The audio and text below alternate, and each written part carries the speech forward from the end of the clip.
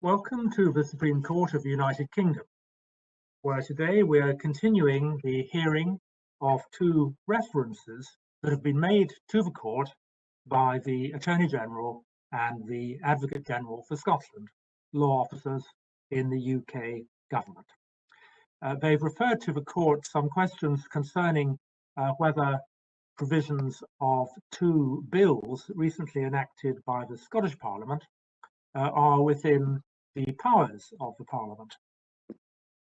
The action is defended by the Lord Advocate on behalf of the Scottish Government, and I'll turn now to James Muir, Queen's Counsel, who is presenting submissions on behalf of the Lord Advocate. Mr. Muir. Good morning, my lords. After yesterday's discussion, I intend this morning to focus particularly on the provisions which are raised in the challenge by reference to the specific grounds of challenge, namely Section 28(7) of the Scotland Act and guidance on Section 101. By way of introduction and simply to summarise the points made yesterday, it's not controversial, my lords, that it's within the Scottish Parliament's competence to incorporate treaty requirements of the sort that we have in the UNCRC. Nor is it controversial that in respect of non-reserved matters, and where not in breach of any Schedule 4 restriction, the Scottish Parliament can amend or repeal legislation of the UK Parliament. And amendment or repeal, of course, necessarily means that the UK Act's provisions don't continue unqualified in force as before. There's no suggestion that express amendment or repeal of UK Acts qualifies the provision made in Section 28, subsection 7. And in my submission, the approach taken in the present case simply results from a policy choice available to the Scottish Parliament as to how it should exercise its competence to change the non-reserved UK statute book. Now, it was suggested, if we look first at Section 19 of the Act, which is the interpretative provision, it was suggested by Sir James Eadie yesterday that the Scottish Parliament has no power to affect the interpretation of acts of the United Kingdom Parliament. We can, of course, the Scottish Parliament can, of course, affect the existence of UK acts, and therefore one has to ask what the reason is for the Parliament not having the power to affect the interpretation of UK acts. It was said that Section 3 of the Human Rights Act was made by the UK Parliament itself, and including in respect of its own acts, and that of course is true, but 10 days after the Human Rights Act obtained royal assent, the Scotland Act 1998 obtained royal assent, and with it the competence on the Scottish Parliament to amend and repeal UK acts. Why does that not, according to the UK law officers, include the ability to affect interpretation? Because if Section 28(7) prevents the Scottish Parliament from modifying a UK Act by interpreting it differently, then surely that same provision, 28(7), would prevent the Scottish Parliament from amending the Act in express terms.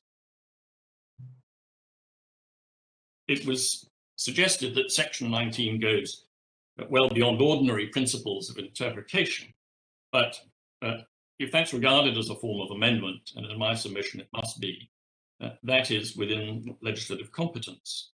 Rather than amend the substance of the provision, the Scottish Parliament is simply adding an interpretative layer to the existing provision, and it takes nothing from the inherent power of the UK Parliament in so doing. And that's why in my submissions yesterday, I distinguished between a provision like Section 17 in the Continuity Bill, which inserted an external third party whose express consent was required before a provision can have any legal effect, on the one hand, with an act of the Scottish Parliament that directly modifies a UK Act. The point is that no one can doubt Parliament's power to make any law that it wishes. And for that reason, of course, the courts have accepted that Section 3 of the Human Rights Act respects and protects parliamentary sovereignty. And I think it is generally agreed that authorising the courts to consider the compatibility of UK legislation with the European Convention on Human Rights doesn't curb Parliament's continuing legislative authority. Now, in the UK Law Office's submissions yesterday, it was suggested that by adding the UNCRC requirements to the legal context, Parliament's power is somehow lessened. But, my Lords, power in the context of Section 28(7 in my submission means simply the ability or the capacity or authority to make laws for Scotland. And that ability remains. Because the question that 28(7 is answering is the question whether the conferral on the Scottish Parliament of lawmaking power for Scotland meant that to that extent, Parliament has lost power to make laws for Scotland. But in my submission, nothing has taken away Parliament's power to make laws for Scotland. And the existence of the UNCRC requirements in the current bill is not therefore in conflict with the unqualified power of Parliament to make laws that have legal effect in Scotland.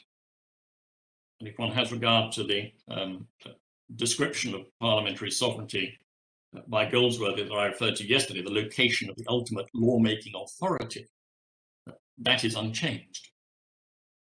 Its capacity, authority, and ability is unqualified. It was suggested in submissions yesterday that there was what was described as a temporal issue. Now, my Lords, the question about modification of a protected provision of the Scotland Act falls to be answered at the point that the provision making that modification comes into force. The question for the court has to be, if Section 19 were to come into force, would it modify power of Parliament to make laws for Scotland? And in my submission, my Lords, the question can't be intended to look back at prior acts of Parliament for Scotland, since we know that they may be amended and they may be repealed by the Scottish Parliament, expressly or impliedly. So the question is rather whether, in passing the bill and bringing the provision into force, the continuing supreme legislative power of Parliament is being qualified. And for the reasons I've given, my Lords, the answer is clearly no. Now, my Lord, Sir James referred the court to the Welsh medical costs case at paragraph 32 on page 2125, where Lord Mance observed that either the Welsh Assembly had competence to do what it proposed or it didn't. Hypothetical alternatives don't exist. And the same point was made by Lord Roger in the first of the cases to deal with legislative competence on reserved matters, Martin against Most, at paragraph 77. Now, my Lords, that must be right, because the provision cannot transgress any of the limits, and the fact that a comparable result may have been achieved in another manner doesn't help if what has been done reaches a limit on the competence. But, my Lords, the Lord Advocate's submission in the present case is different. It's namely that Section 19 merely modifies existing legislation, and that is clearly permitted by the Scotland Act. One of the arguments against me is said to be that an element of delegation has taken place here. The law officers say that the power to modify United Kingdom Acts must be exercised directly by the Scottish Parliament, and that the bill would somehow delegate a legislative power to the courts. And they suggest the Scottish Parliament hasn't exercised its own legislative power in that regard. Now, of course, my Lords have the submission, and it's in our written case, that just as the interpretive provisions in the Human Rights Act have been regarded as interpretation, and what is possible by way of interpretation has to avoid what would be legislation, and the cases that we've cited amply vouch for that proposition. But the further argument that Sir James made suggested that somehow the approach taken to incorporation here has subverted required processes under the Scotland Act. And the Lords will recall there was reference to sections 31, 32 and 33 of the Scotland Act about statements of legislative competence, and indeed reference to this court.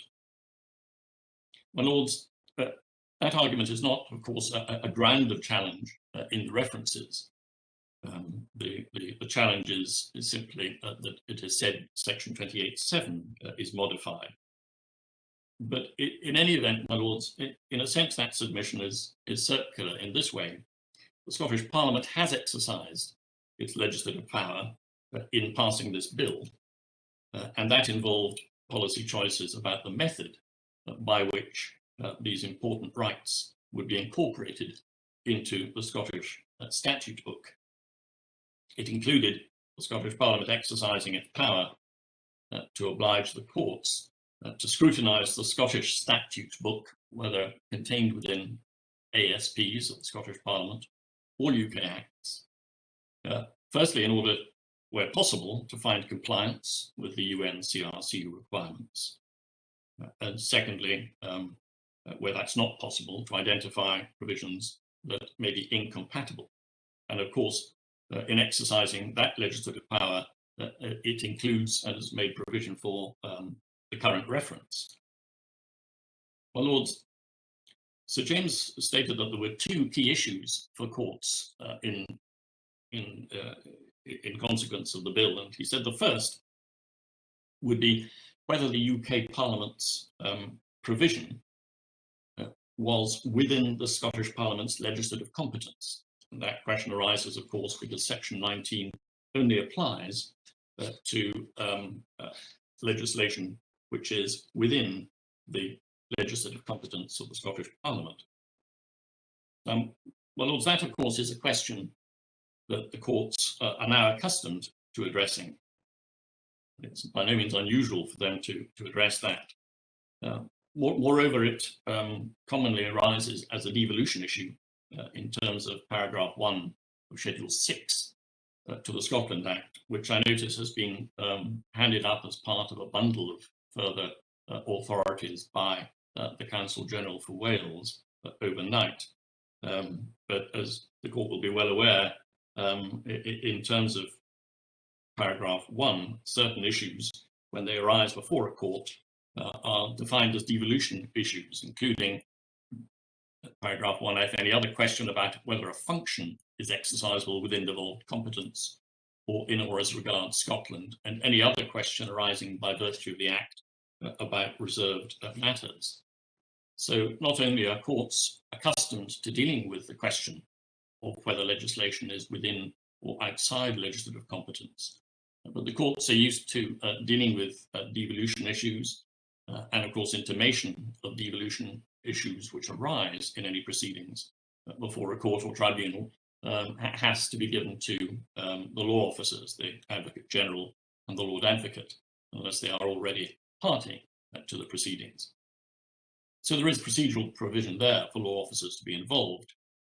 And of course, where the court proceedings are considering the compatibility of the UK Act's provision with the requirements of the UNCRC, I would expect in normal course that the Advocate General for Scotland would be the proper respondent.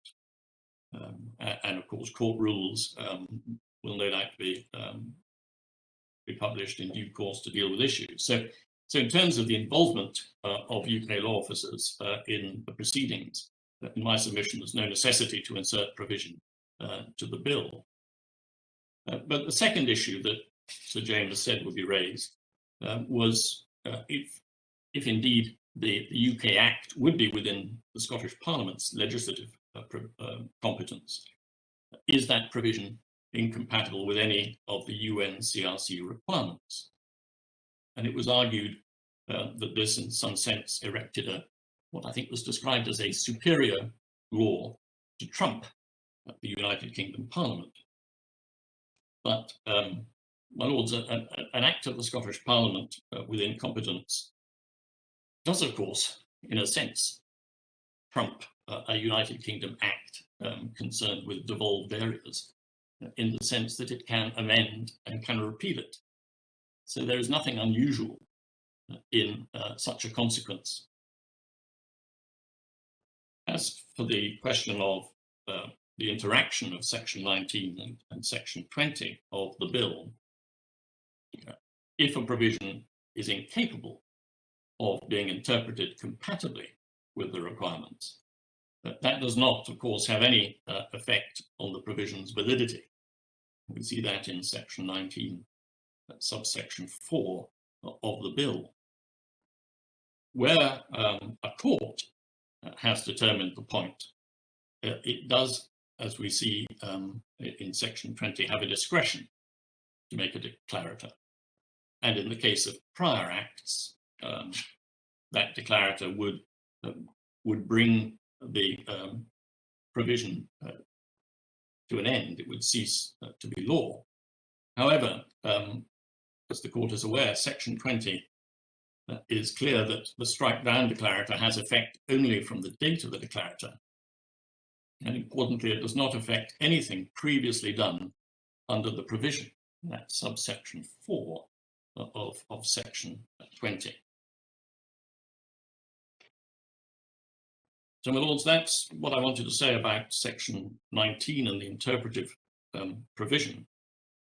Looking then at the declarators, Section 20 deals purely with prior acts, that is to say, legislation that is in force prior to the coming into force of Section 20. Now, for the United Kingdom law officer position, the Parliament's power to make laws for Scotland exists prior to Section 20 coming into force, and also after it comes into force. Well, that's right. But of course, once Parliament has exercised its legislative power, whether it's before 1998 or after, in making laws for Scotland, those UK acts may be modified by the Scottish Parliament. And as long as the Scotland Act continues in force, that will be the case. So the provision in Section 28(7), which is prayed in aid here, concerns Parliament's continuing power to make laws. It does not protect the past laws itself. It doesn't, in other words, protect the existing statute book. And that's perhaps the key point. The only question is whether the power to make laws has been modified. And that has to be answered in my submission by looking at that power immediately before the UNCRC bill comes into force, and then immediately after. Has the coming into force of the bill modified the United Kingdom Parliament's power? And in my submission, it doesn't. It couldn't, and it doesn't purport to do so.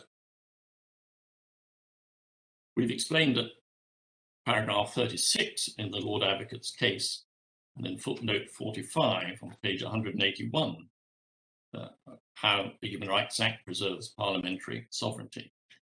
And in my submission, this provision in Section 20 does as well, subject only to the accepted legal fact that today, unlike at the point when the Human Rights Act was passed, the Scottish Parliament may modify UK acts, expressly or implied.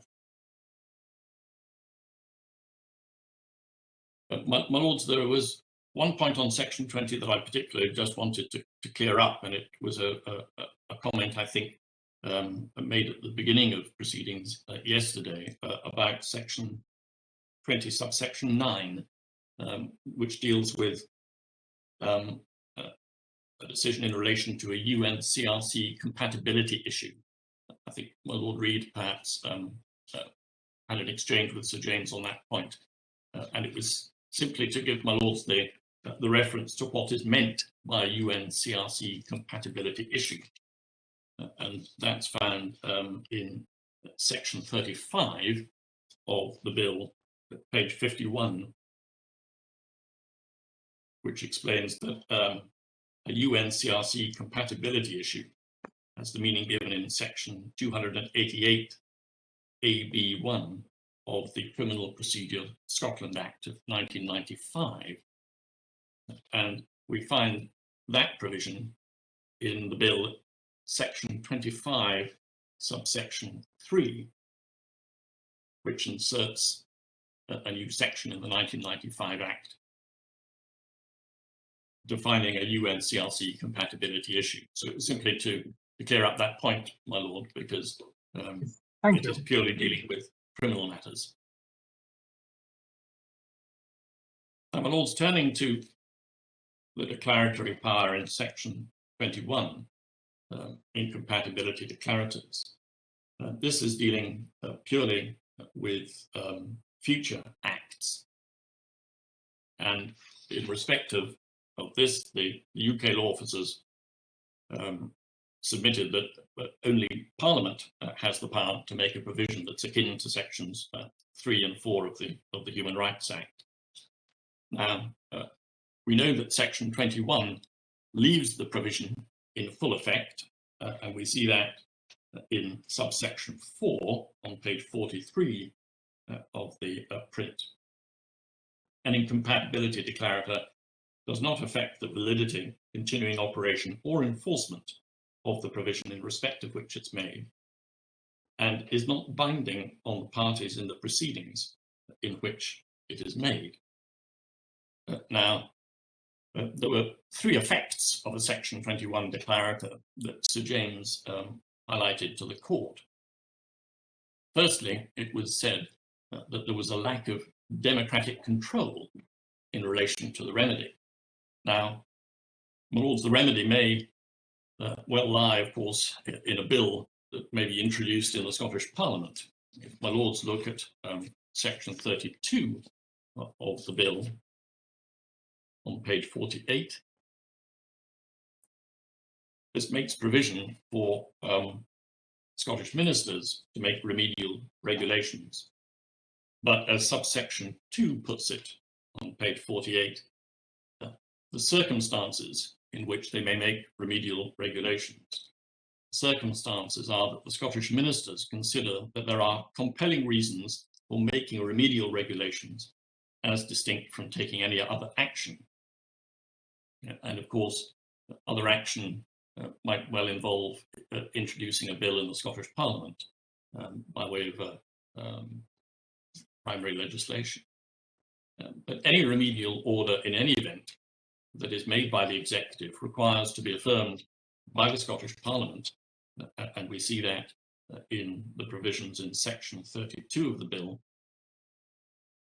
We see that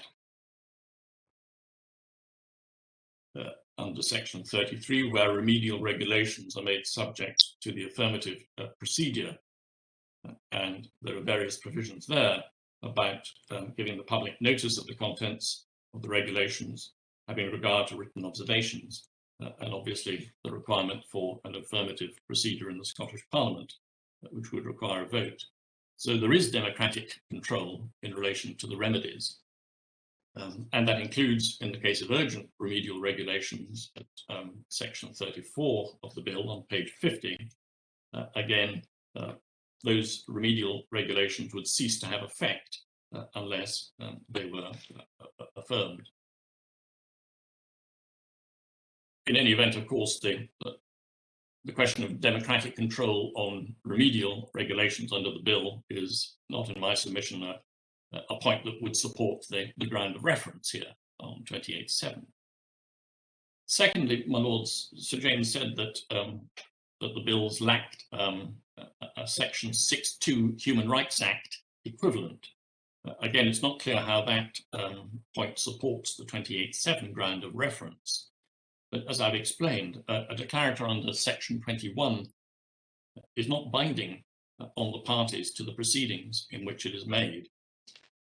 And as I pointed out, crucially, it does not affect anything previously done under the provision. And therefore, if a public authority has done something which would be incompatible with a provision that the courts then find to be incompatible, that does not entitle the damages to follow. We see that in Section 20, subsection 4, in respect of strike-down declarators. And the point emerges at subsection 4, similarly in Section 21, dealing with incompatibility declarators. So it doesn't follow, in my submission, that the public authority would be open to claims for damages. And thirdly, it was said, my lords, that yes. I wonder, could you just explain to us how sections 6 and 8 work in relation to this? In section 6 makes it unlawful for a public authority to act incompatibly with the UNCRC. Yes. And section 7 enables proceedings to be brought where there has been an act which is unlawful under section 6. And under section 8, damages can be awarded. Yes. So the condition for an award of damages is simply that there has been an act by a public authority which is unlawful under section 6. I've understood this. So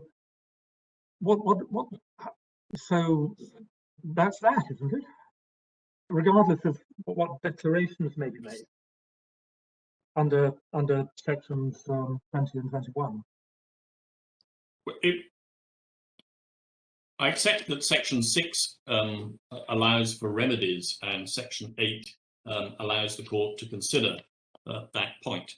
But if it is determining in the course of those proceedings whether a provision of legislation is compatible with the UNCRC requirements, then it may think it appropriate to make a declarator.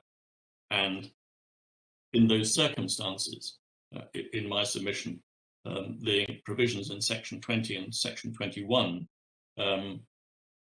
mean that that what was done under the provision would not be capable, would not be affected. We see that in subsection 4 of each.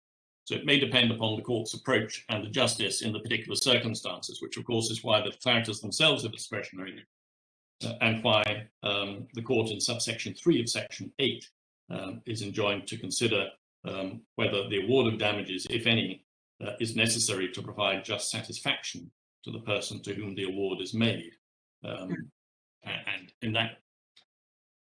But forgive me if I'm being a little slow. Under section 6, subsection 1, it is unlawful for a public authority to act in a way which is incompatible with the UNCRC requirements. So, if I recollect correctly, the power to make a declaration is discretionary, but if a declaration were made that legislation was incompatible, then so be it. That would make it beyond doubt that a public authority would be acting incompatibly.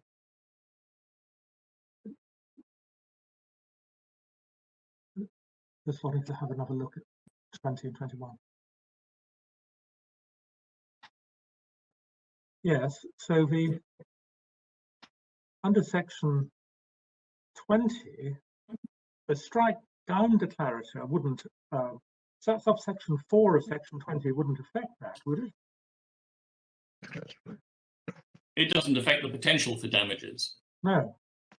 And 21.4.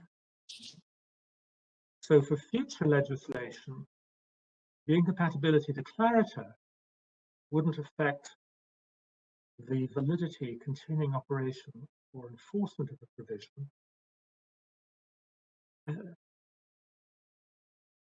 Therefore, I'm just wondering how that relates to what the relationship is between that and section 6 and the remedial provisions attached to section 6, in other words, section 7 and 8.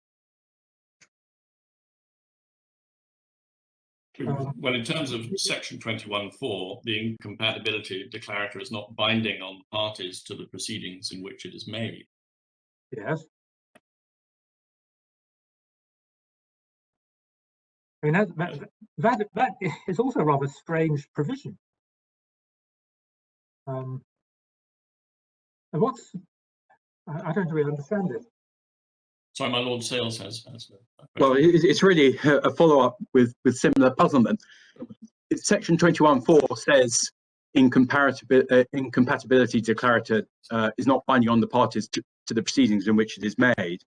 But yes, what will be binding on them is a finding that there has been incompatible action under section 6, because that's the very nature of the complaint that's been made, isn't it?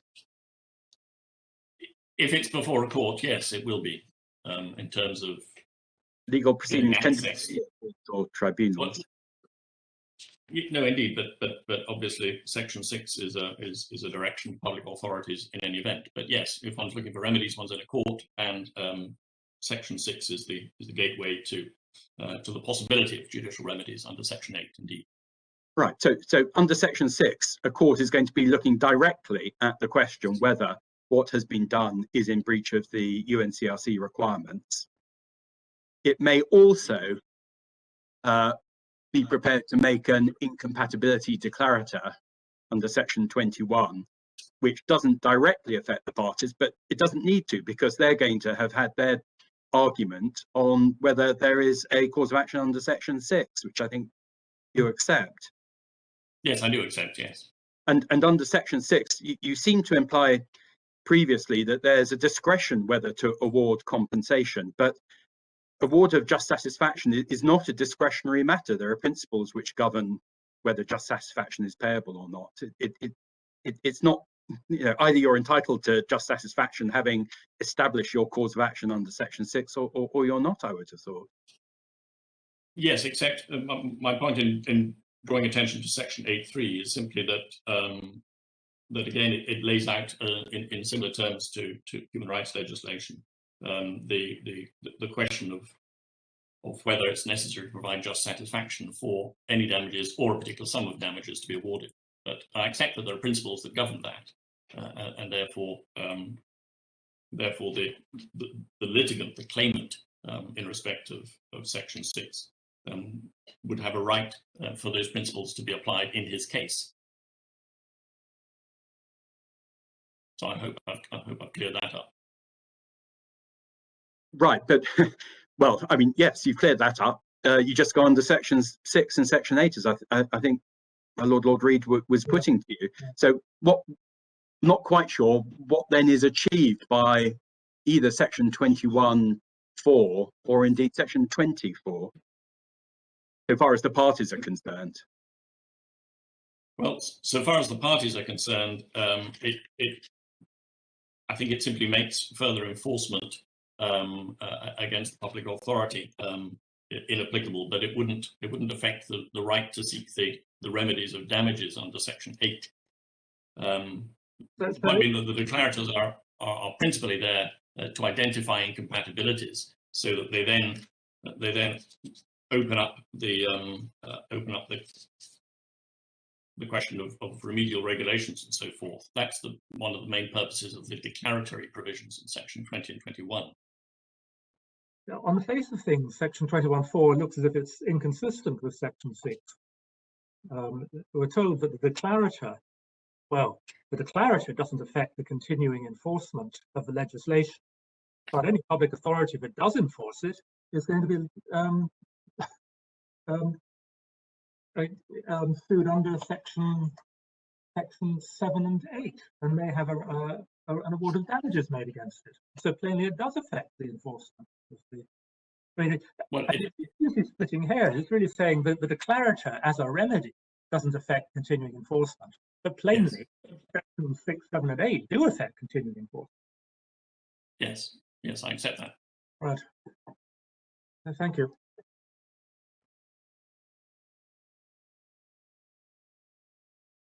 Now, my lords, the third issue that was said to be raised by a Section 21 declarator was, according to the UK law officers, that it would put pressure on the United Kingdom Parliament to not to legislate contrary to the UN Convention.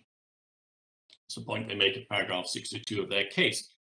Of course, the ground of challenge here is to ask whether Section 28(7) has been modified by the provision. It's not about, if you like, political or other pressures that may be exerted on the United Kingdom Parliament because of the existence of obligations in the international sphere.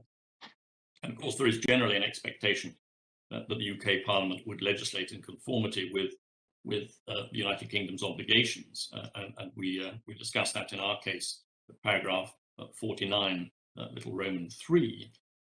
So in my submission, the suggestion that there may be pressure or further context to Parliament's use of its legislative power does not modify Section 28(7).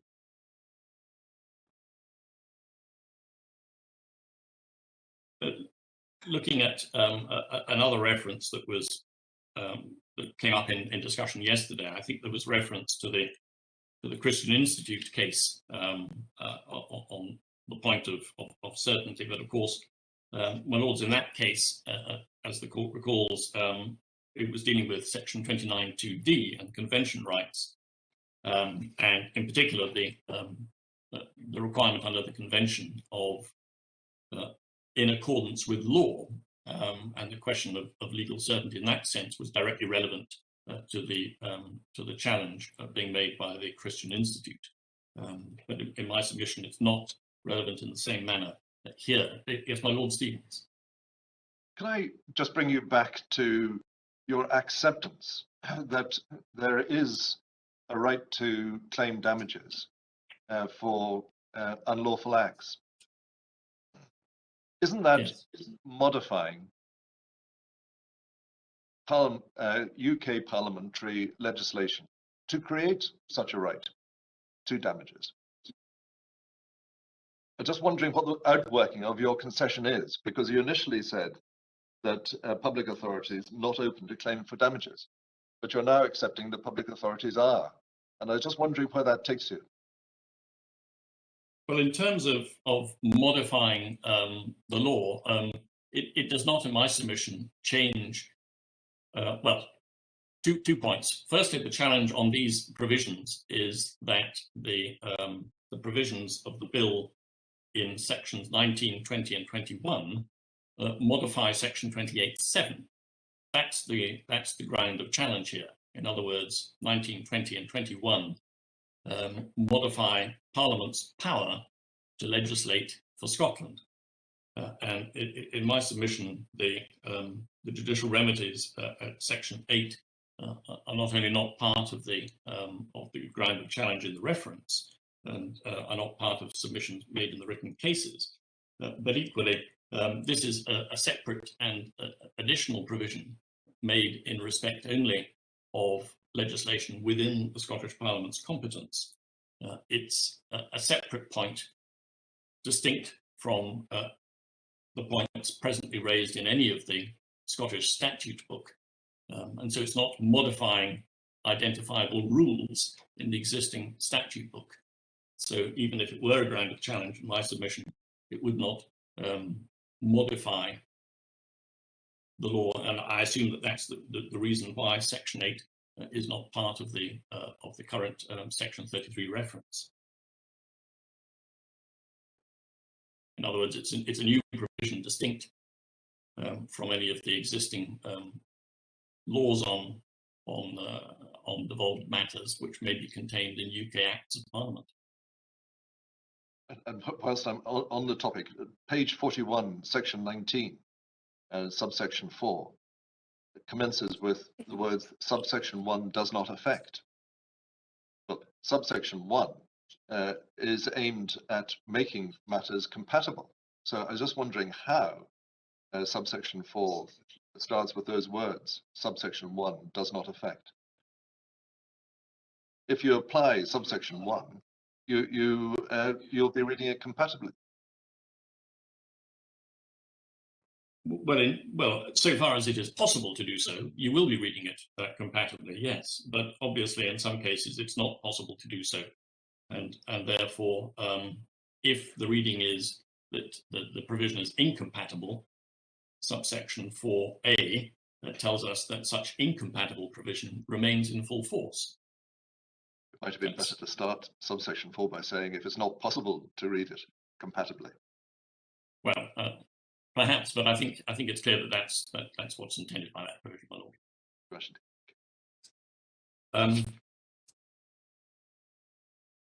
Now there was a reference on in that part of the discussion yesterday about legal certainty to the dictum of Lord Bingham in the Belmarsh case. I think that was perhaps my Lord Sales that recalled that, of course, and I think that may have been handed in this morning by the UK law officers as an additional authority.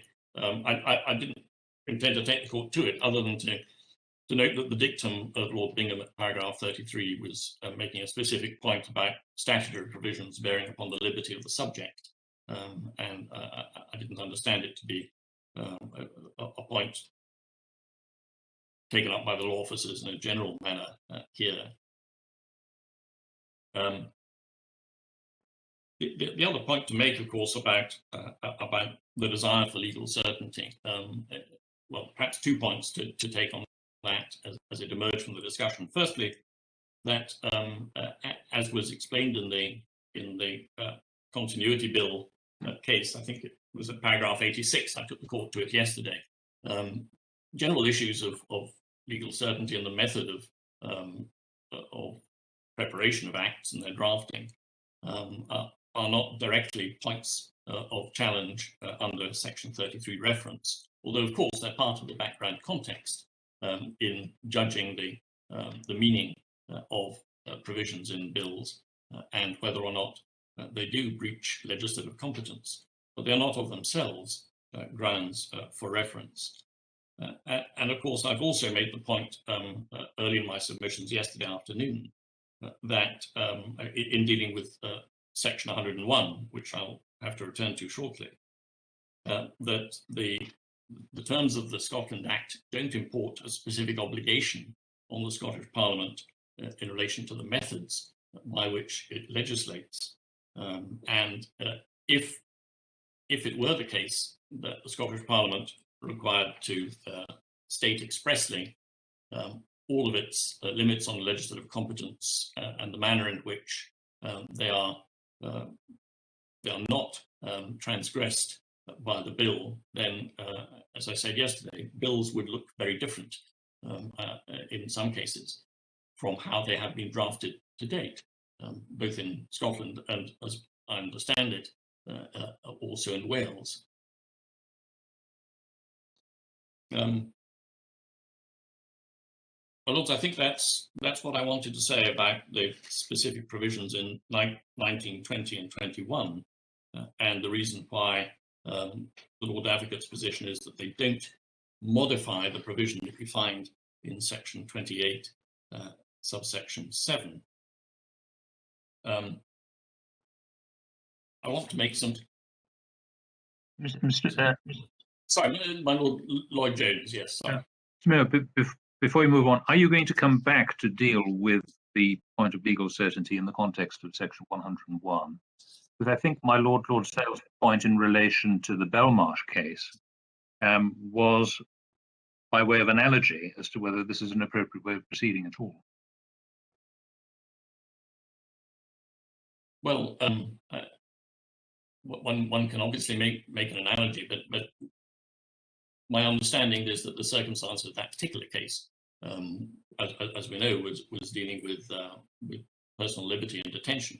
Well, as far as that goes, the evidently the UNCRC and this Scottish legislation will have an important bearing on issues to do with, for example, compulsory measures of care, children in the criminal justice system.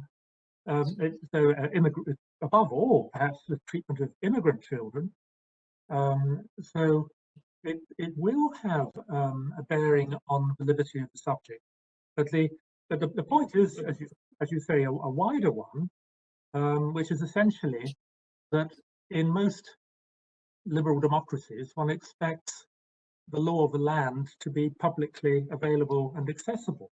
Whereas this technique of drafting guarantees that the one thing you can be sure of is that the terms of the statute do not represent the law. Well, clearly that's not the intention of the draftsman in any bill, but it certainly has told us as a matter of policy, that is a drafting technique adopted. You draft the legislation as if the constraints in the Scotland Act didn't exist, and then you leave it to the courts to sort out the problems on a case-by-case basis. Well, my lord, it's important to understand that the Scottish Parliament has plenary powers effectively to legislate for Scotland, other than in the case of Schedule 4 and Schedule 5 limits. In other words, it's a competence model which effectively gives the Scottish Parliament full powers, other than where there are specific limits. Now, there is a risk, I think, that the drafting ends up effectively replicating a conferred powers model, where one has to set out and explain why it is that one has the power, rather than why it is that the limits don't bite. Clearly, it's desirable for statutes to be as clear as possible, but where there are complex limits of the type and variety in Schedule 4 and Schedule 5, parliaments in the United Kingdom, just as legislatures in other jurisdictions, do from time to time make general provision which has to be read in knowledge of the limits that are contained in the founding statute. And we've given an example from Canada in our written case. I won't ask the court to look at it now, but at footnote 72 on page 207, precisely the same approach is taken in the Supreme Court of Canada, where a general provision was read down as not applicable to three particular identified categories of case. That's at tab 72 in the bundle at page 2784, the case of Apulanafa, I think at paragraphs 82 to 85.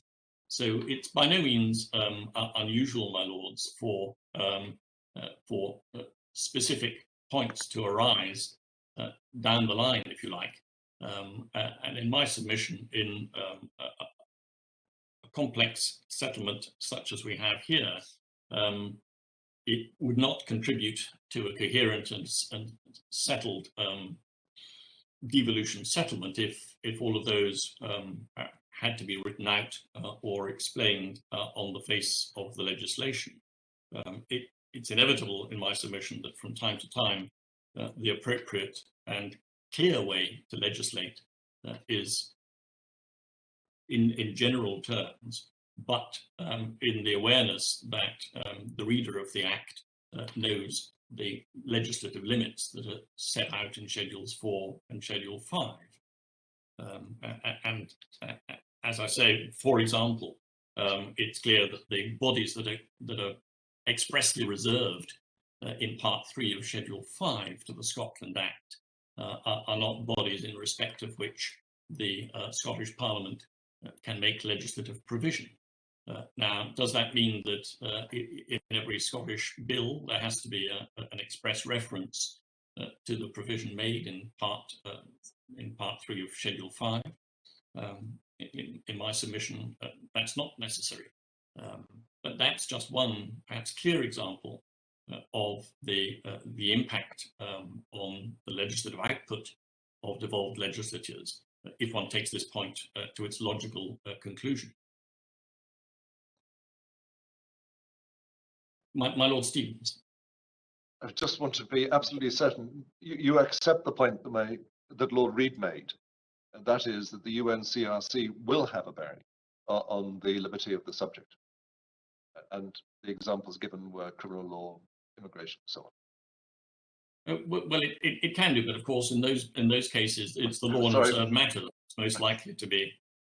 I'm sorry for interrupting, but it will do in diverse ways have a bearing on the liberty of the subject. I mean, is that clear or not, or is it? I'm sorry for interrupting, and I shouldn't. Please. No, I accept that, my lord, but it should be recalled that as the policy memorandum and explanatory notes state, in a great many cases where one's dealing with reserved matters such as immigration and asylum, then the compatibility duty in Section 6 cannot apply, and therefore the vice, the excess of reach, if you like, is essentially clear on the face of the documents that accompany the bill. What may arise, of course, is that there are procedural or new points that arise about the treatment of the individual child if subject to the laws of Scotland, which are separate from the substantive and reserved matters that the tribunal may be dealing with at the particular point. So I entirely accept that they may involve the liberty of the subject, but in terms of substance, those are precisely the cases where, in my submission, these provisions would modify the law and reserved matters, and therefore Section 101 would tell us that the reach of Section 6 cannot apply. My lords, I was about to come, I think, to the question of Section 6, and we've already looked at it to some degree. Paragraphs 60 in the written case for the Lord Advocate, this is at paragraphs 62 through to 85, explaining in some detail the ways in which potentially the Section 6 compatibility duty may not be capable of application within legislative competence, as I've just explained. But the purpose of the provision in the bill is a constant one. It's the protection and promotion of children's rights, as the policy memo set out. And that purpose remains the same, no matter which article of the UNCRC requirements may be in issue. And the Lord Advocate's position is that the Section 6 does not itself modify the law and reserved matters, rather insofar as it would modify the law on reserved matters, the Section 6 duty cannot and would not apply. Just on the question of the reserved matters, my lords have, I think, paragraph 93 of the UK law officers case, their discussion about relates to. And I just make the point, because it wasn't dealt with at length in the submissions of my learned friend, but I make the point that the purpose of Section 6 is not a mechanistic one of contributing to incorporation of the scheduled articles. Its purpose, as I've said, is the protection and promotion of children's rights in Scotland. And we explain that at paragraph 67 of our case. And the UK law officers don't provide a detailed analysis of particular reserved matters to which it is said the provision relates.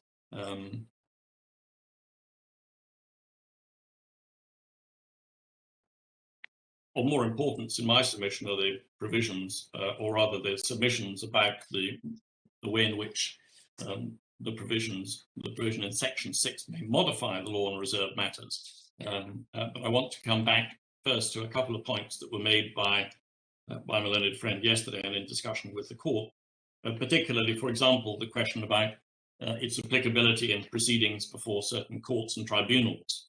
And I think my Lord discussed, my Lord Reid raised the question of the upper tribunal sitting in London on an appeal.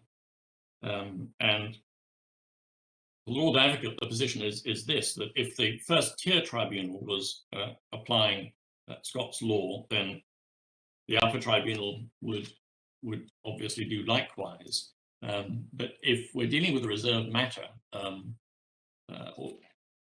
or for example, immigration and asylum, then the bill is unlikely to have an effect in substance. But as I've just explained, it might have an effect in procedural terms to improve the conditions under which the child is being, the child's substantive rights are being dealt with.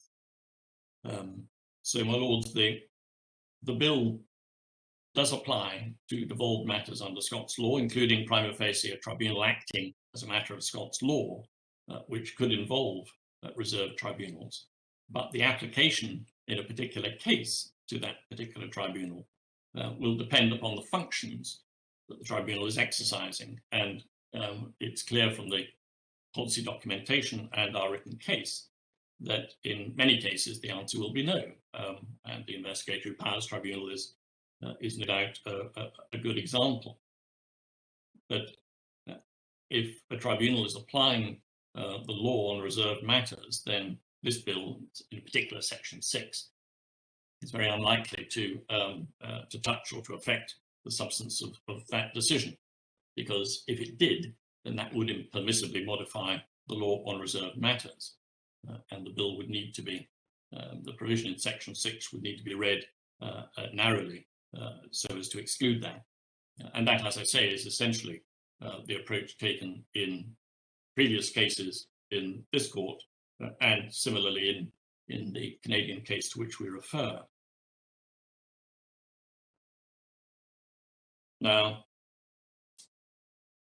in terms, therefore, of where section 6 would not bite, essentially the point made in the policy documentation, and I don't need to go back to it, is the desire of the Scottish Parliament to ensure that the reach of the newly incorporated rights should be as broad as possible within the legislative competence of the Parliament.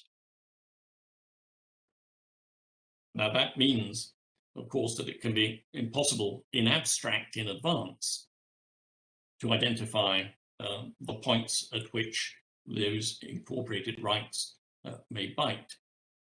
And therefore, it's accepted that in many cases where the application of section 6 would impermissibly modify the law on reserved matters, it cannot have that effect. But that doesn't mean that in some instances, for example, the section 6 duty may simply add a new right or a new protection, which is distinct from what the law on reserved matters is dealing with.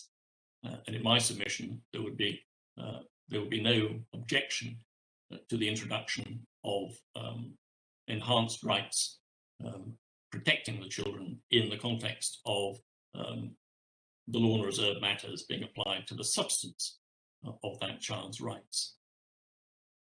And it's for that reason that the Scottish Parliament did not wish simply to step back from the possibility that these rights may permissibly and properly be applied in cases where, for example, reserved tribunals are dealing with reserved matters.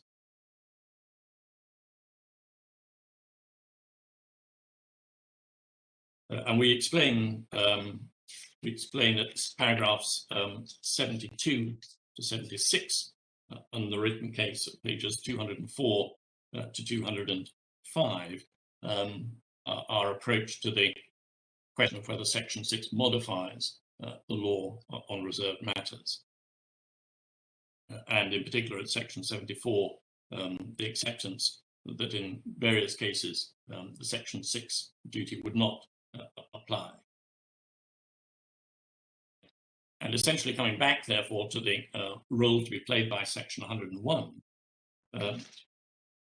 point is that the imposition of that duty in Section 6 is necessarily subject to the inherent limits of the Scottish Parliament's legislative competence, because it simply cannot, as a matter of law, apply to functions to the extent that that would breach the restrictions in Schedule 4. And of course, the application of the compatibility duty in a particular case will require to be determined by reference to the particular provisions that are in train in that case. And as I say, given the variety of the law on reserve matters, it's, in my submission, it would be a mistake to oblige devolved legislatures such as the Scottish Parliament to spell out every instance in which that margin or border is reached.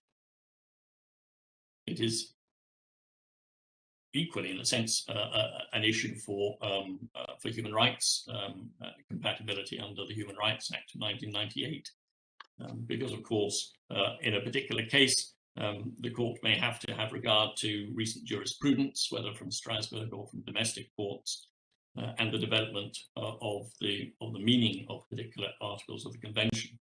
So that's an issue that arises inevitably under human rights legislation, and we accept it would arise in incorporation of the UNCRC. Now, Lord Stephen has a question. Sorry. So James Eadie essentially put a challenge down, and that was that at no stage had there been any suggestion of any wording to be read into Section 6 by the application of Section 101, subsection 2. I don't understand your case to be that there is any wording to be read into Section 6. Is that correct? That is correct, my lord, yes. So that is left to the necessary consequence of an analysis of the Scotland Act and the competencies. Yes, right. Somewhat complicated question. A complicated question, but one that is on the statute book and that courts and public authorities have no doubt grappled with since 1998. But as far as your case is concerned, we're not to consider any reading down of Section 6 at all, apart from the general application of the Scotland Act. Yes, it's reading it narrowly so that the points at which an impermissible modification would result are on the basis of the provisions of the Scotland Act outside legislative competence, yes. And that's effectively what was done. Sorry. Do you think that leads to legal certainty amongst the population as a whole, even with legal advice? Well, I think with legal advice and no doubt the availability, as I think the policy documents say, of early guidance from the courts through litigation of these matters, then my submission, yes, it will become clearer over time. But it's not irredeemably unclear for the purpose of an act of the Scottish Parliament, in my submission. Thank you. So could I ask, Mr. Muir, do you envisage a decision or a series of judicial decisions at an early stage setting out comprehensively the limitations to which Section 6 must be read and explaining that Section 6 doesn't mean what it appears to mean on its face?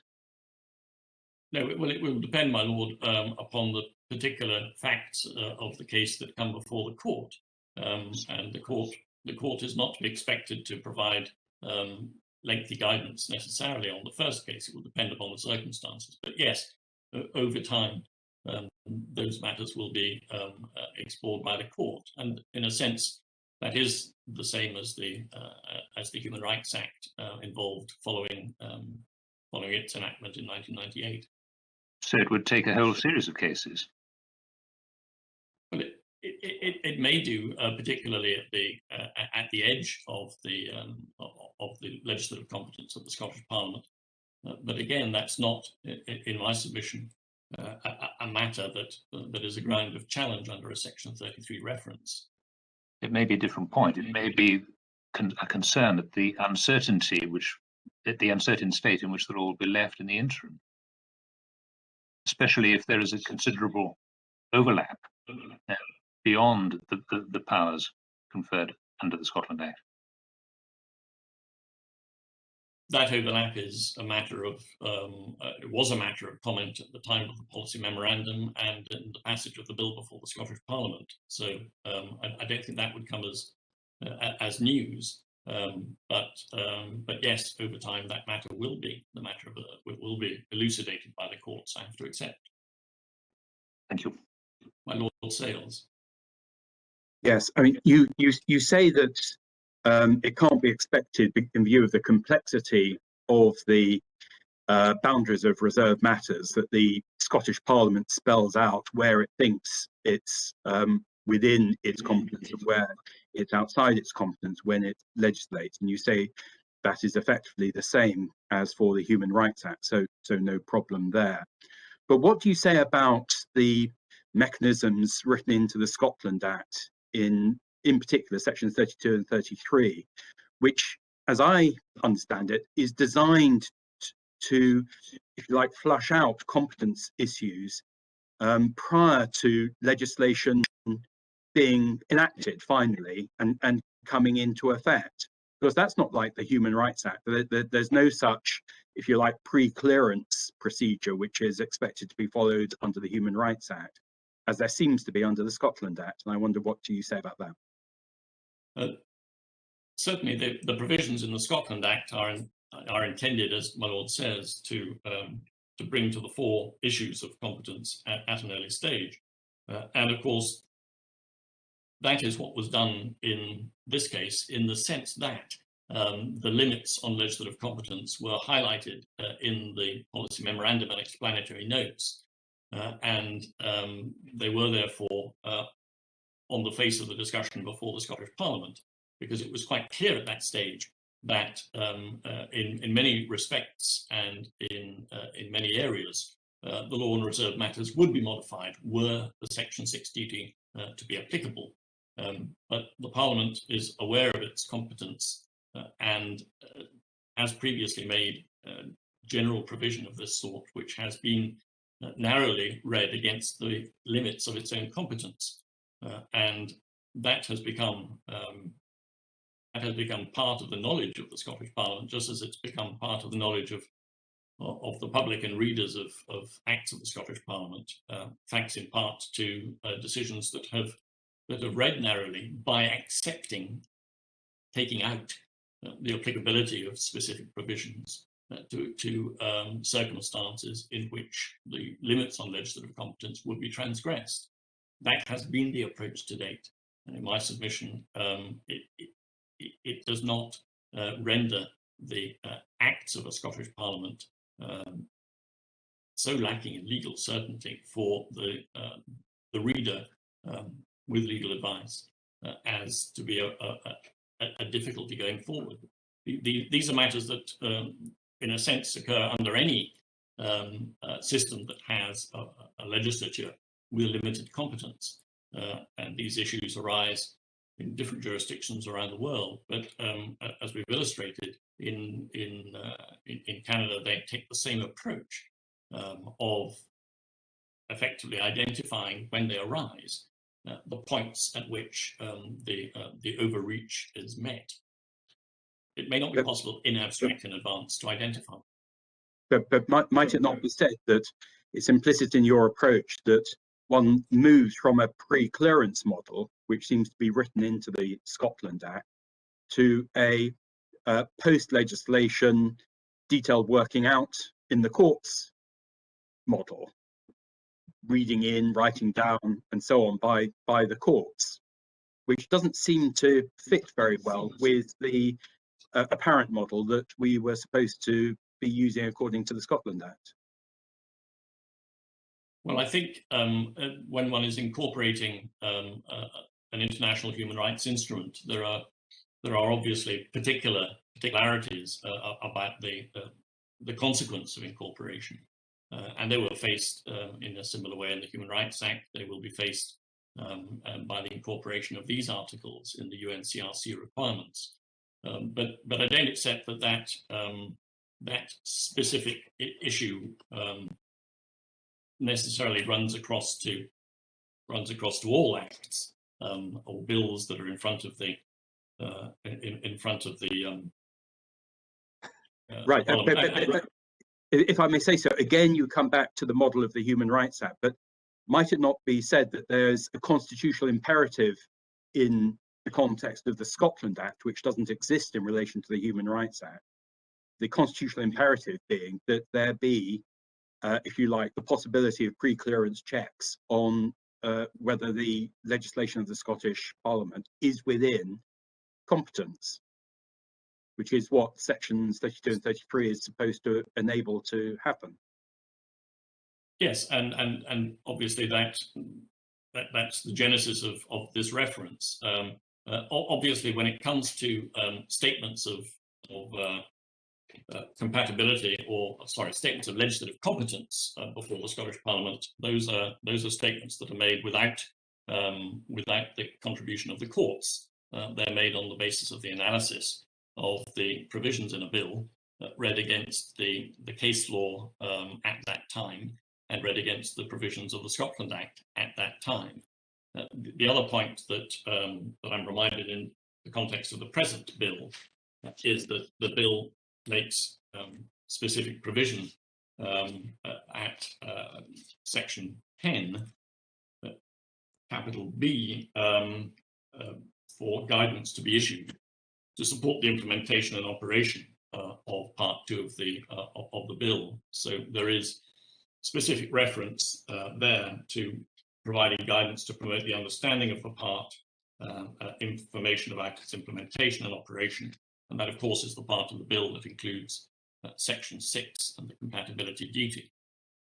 And given that the Scottish ministers effectively wrote into the policy memorandum at the start the question of limits on legislative competence, that guidance, one imagines, will equally deal with those issues. But how does that help in terms of the scrutiny of the Act itself? That seems to be, if you like, delegating down not just to the courts but to the Scottish ministers how the legislation is supposed to work. In both cases, it might be said, circumventing the checking procedure which the Scotland Act seems to have required should take place or be capable of taking place pursuant to sections 32 to 33. And also section 31. 31, sorry, yes, as well. Which also requires the presiding officer and the person in charge of the bill to make various statements about the fact that the bill is within competence. Yes, and indeed, and those statements were made, and they were made on the basis of completely meaningless on your approach. Any bill on your approach is within competence because it has to be read against the background of the limitations in the Scotland Act. Sections 31 to 33, you're free at one bound from those restraints. And Mr. Eady, Sir James rather, is wasting his time bringing a challenge because it's inconceivable there could be legislation which would be outside competence, because it's always to be understood as being subject to the restraints on competence. Well, my Lord, won't be surprised that the discussions about legislative competence that go back and forth, for example, between the Scottish government and the UK government in discussions on legislative competence don't I think reflect that characterisation Well, of matters. that's the argument you're presenting to the court. No, I'm presenting the argument to the court on the basis that in this jurisdiction, as in others, the courts do read narrowly to accept from the reach of provisions passed by devolved legislatures matters which, in the event in particular litigation, turns out to be expressed overly broadly. That is a fact, and that is, in my submission, one of the reasons that Section 101(2) is in the Scotland Act, and that is, in my submission, the way in which that provision has been used to date.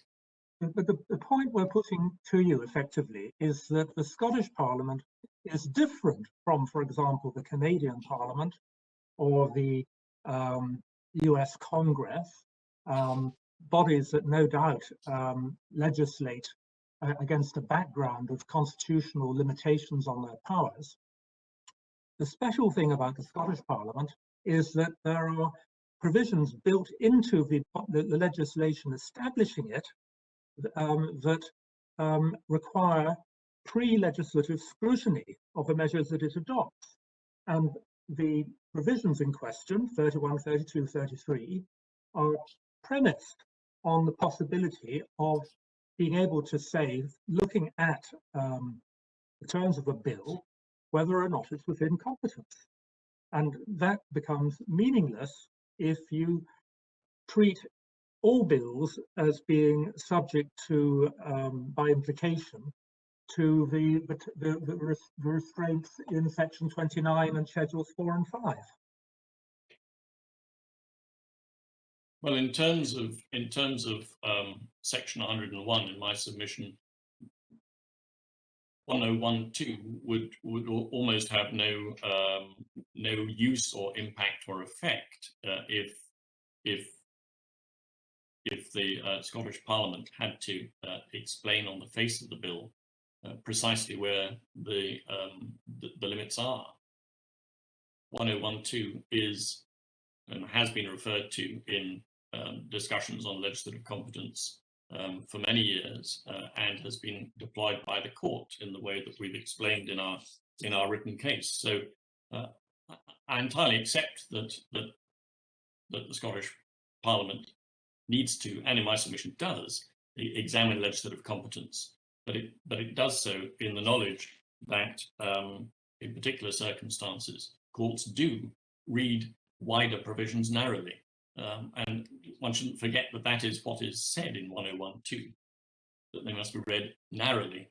And that is how, for example, in the Welsh bylaws case, the members of the court were able to read in, or rather, to restrict the reach of Section 9 in the Welsh Bill as being circumscribed.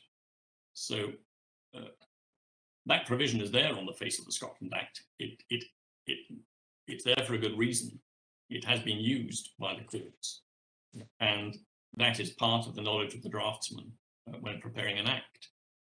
And in my submission, the Parliament was not unaware of the attempt to reach as far as possible, and that's why the policy memorandum refers to a maximalist approach. Sorry, my Lord Stevens. So, in effect, the pre-legislative scrutiny could use the formula again and again and again that Section 101(2) solves all the problems and everything is within competence. My Lord, it's never going to solve all of the problems, and that is not the approach, as I understand it, that the draftsman takes. It will depend, no doubt, upon the provisions of the individual bill, and one may say that one is on a spectrum, but there is certainly no attempt simply to write it as if there are no limits and then say, well, here's Section 101. In my submission, that would be to mischaracterize the point. I thought that's exactly what your submission was. That Section 6 clearly involves reserve matters, and not to worry about it. Section 101 will sort it out.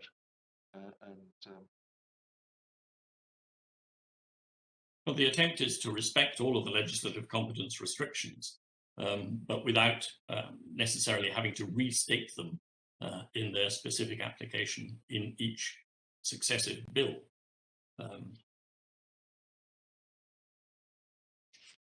As I said earlier, it would affect the drafting of the bills, and it would also affect the in a sense the understanding of the model of devolution that we have.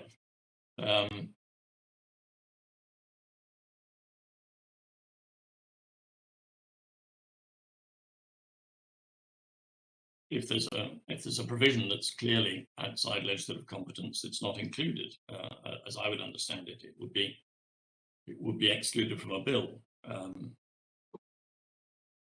If there's something which might or might not operate in the practical world within or outside legislative competence, then it would be included in the knowledge that it cannot be operated impermissibly. My Lord Sales. I was wondering if it might be said that there's a sort of Padfield problem with the attempted use of Section 101 as the foundation for the drafting technique that's been used here. I just wonder whether it might be said that Section 101(2) is designed to deal with, if you like, marginal cases of uncertainty, where you can read wide or narrow in a particular context, and really you just have to decide one way or the other in relation to legislative provisions which are, when you apply them, clear in themselves. Whereas what's been done in this case, as I understand it, is that Section 101(2) has been made the centre and foundation of a drafting technique for this particular Act of the Scottish Parliament. In a way that, well, we've been pressing you on whether that undermines the protections in sections 31 to 33. But I was wondering whether that it might be said that the drafter or the Scottish Parliament has sought to make use of Section 101(2) in ways which were not intended, and in a sense for an illegitimate purpose, in that it's been used to, it might be said pejoratively, circumvent the protections in sections 31 to 33. I just wondered if you had a comment about that way of looking at it. Well, I think Section 101(2) is a provision in a general act passed by the UK Parliament, and therefore it's simply part of the general law. It's not it's not, if you like, related to a purpose that in the Padfield sense.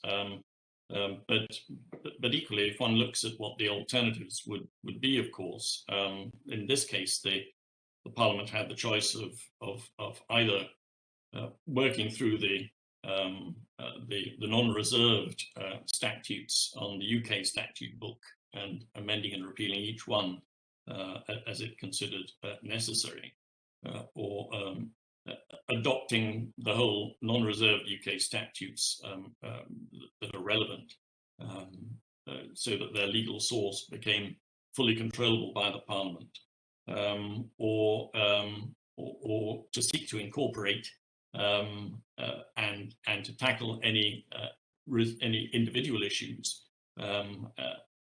as these are worked out through the courts and with public authorities and subject to guidance. And it does, in my submission, make it very difficult for an act of the Scottish Parliament to incorporate provisions such as the articles, which have impacts across the whole statute book in any consistent way, if it cannot do it in the manner that this bill does. I also recall, of course, that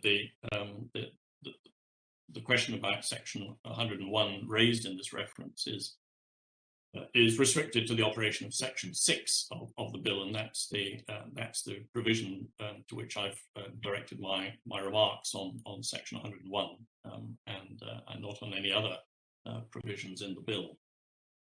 but I'm conscious that it's now 5 to 12, and I wonder if this might be an appropriate point. There's very little more I think that I need to say, but it would help me have 5 minutes to check on those if we could come back after the short break. Yes, certainly, Mr. Muir.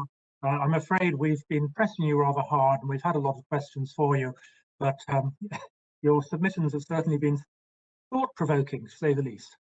We'll adjourn now for 5 minutes. Now we're ready to resume. Mr. Muir. My Lord, I think there are really just 3 remaining points that I wish to make in closing the submission for the Lord Advocate. One is a correction on our written case at paragraph 84. This is in the section dealing with the treatment of section 101 and reading down. And at page 210 in our written case, paragraph 84, little Roman 2, there is text that bears to be in italics a quotation from the present edition of Craze on legislation. I perhaps should apologise to Mr. Greenberg, but the text there is actually my own text. It's not that of Craze, so I wouldn't want it to be thought that I've been trying to pray and aid Mr. Greenberg or the other learned authors, so I apologise for that, my lords. Secondly, just to make the point and to be clear that the Lord Advocate makes no concession about 28.7 and its application to section 6 in the bill. Just to be clear, I hope that's clear from our written case, just in case I think Sir James had suggested there was a concession. And then thirdly, and really finally, just to reiterate the point that I sought to make about the importance of consistency across the devolved statute book, in the sense of devolved legislatures being able to make consistent provision dealing with all matters that are covered by the statute book within their legislative competence. And that is a point that is of concern at a high level, obviously, in each of the devolved jurisdictions. And it's the reason why we pointed out that the Scotland Act itself encourages consistency as a value in the use of law, and why it is, in my submission, understandable that devolved legislatures seek to make the widest use of the powers that they have. Plainly, it still has to be within legislative competence, but I raise it because it is a matter which, in my submission, is important when one is construing the impact of the Scotland Act and its constitutional context. But my lords, we've discussed many of those issues already in the last 2 days, and with those final thoughts, I would adopt the case, obviously, for the Lord Advocate, and close my submissions there. Many thanks. Thank you very much indeed, Mr. Muir. Ms. Madfield. Thank you, my lord. I hope you will have received 2 notes which have been handed up, and one about the phases of devolution, because that was handed up, I think, on Monday morning, and it is an updating of the statements that were made by Lord Thomas, the explanation of the phases of devolution in the agricultural sector Wales bill case D2102, but I've updated it because the model of devolution in 1998, which is what we're talking about, was very different in relation to Wales and Scotland, and it's now, for practical purposes, identical. And I also handed up last week, I hope, a table which set out the comparison of the provisions in the Scotland Act and the Government of Wales Act, so that you can see why the Counsel General is concerned in this case.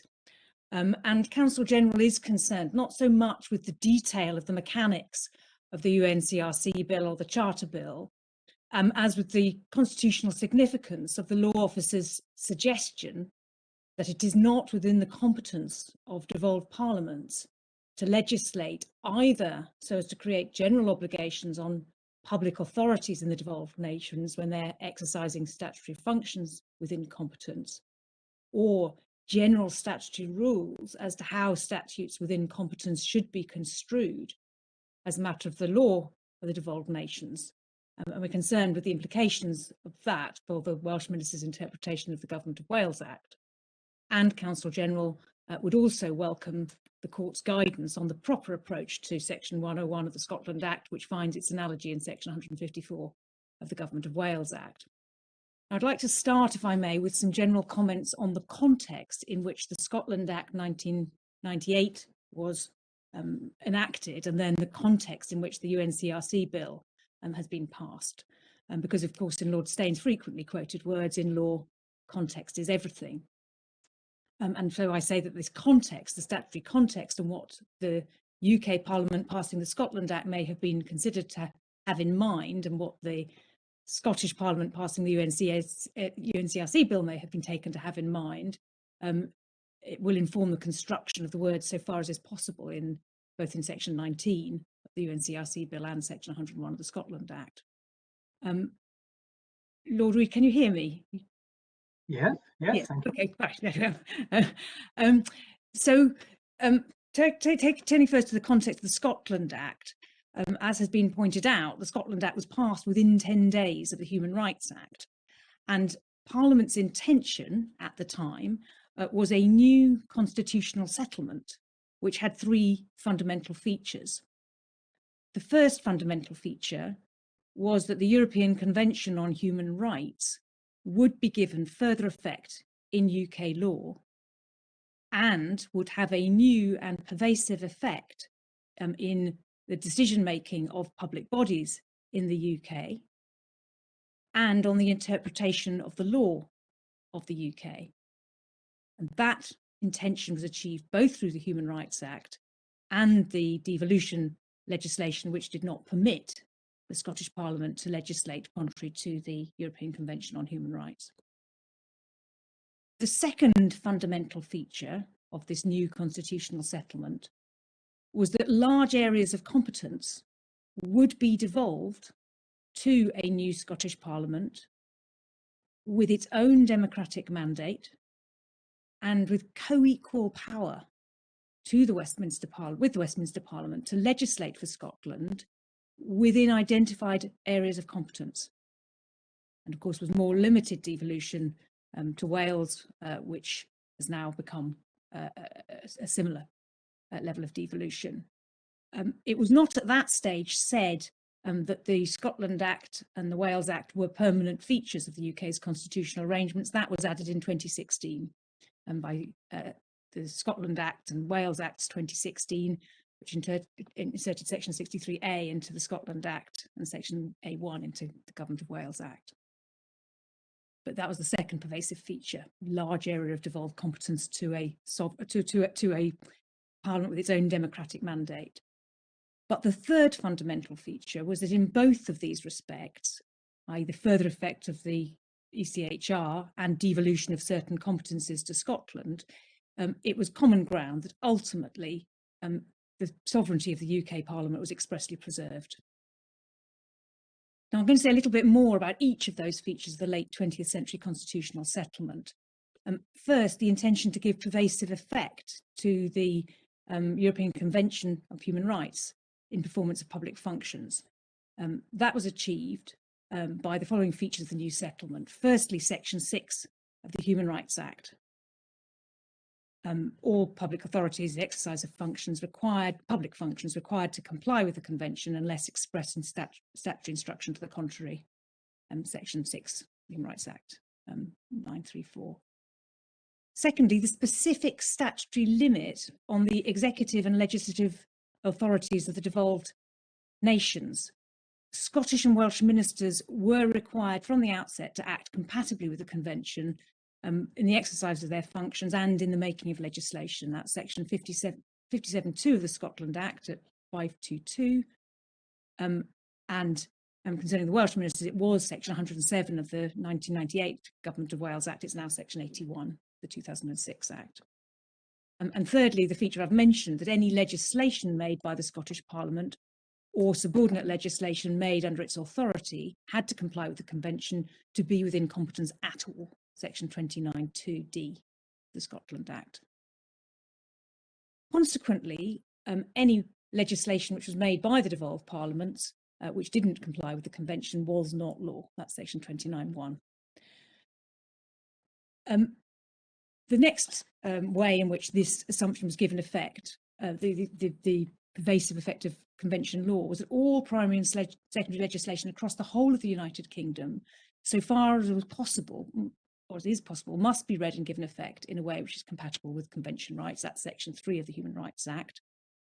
And in doing that, Strasbourg authority must be taken into account so far as it appears to a court determining the issue relevant, section 2 of the Human Rights Act. And just for clarity, that applies, section 3 and section 2 of the Human Rights Act also apply to the devolved parliaments when they are addressing human rights issues specifically.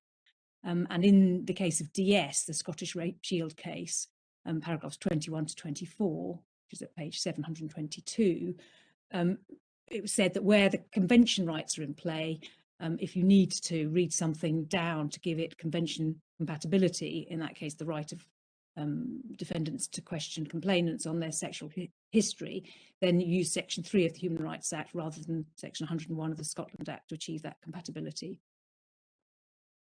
Then on the second feature, devolved parliaments with their own democratic mandates, they were not, of course, sovereign, because they were limited by the constitutive power of the Scotland Act and the Government of Wales Act, respectively, but their powers were plenary, and that meant that they were not limited in the purposes for which they were, for which they could be applied, or the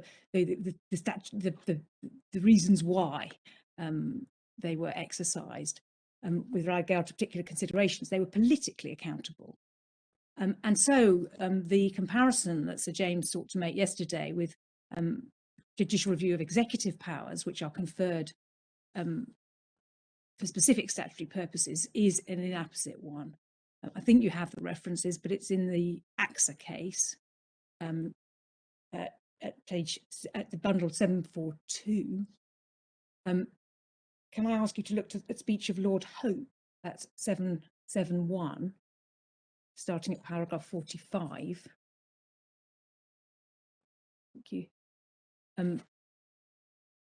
So that sets out that devolution is an exercise in lawmaking by the UK Parliament.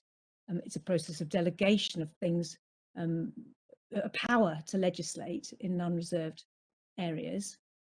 And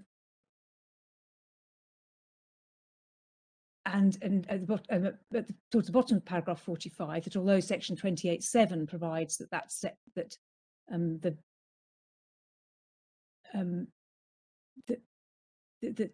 the previous provisions do not affect the power of the UK to make laws for Scotland, in practice, the Scottish Parliament enjoys the same law-making powers for Scotland as the Westminster Parliament, except as expressly provided in section 29. And then in paragraph 46, the carefully chosen language in which these provisions are expressed is not as important as the general message that the words convey. The Scottish Parliament takes its place under our constitutional arrangements as a self-standing, democratically elected legislature. Its democratic mandate to make laws for the people of Scotland is beyond question. Acts that the Scottish Parliament enacts, which are within its legislative competence, enjoy in that respect the highest legal authority.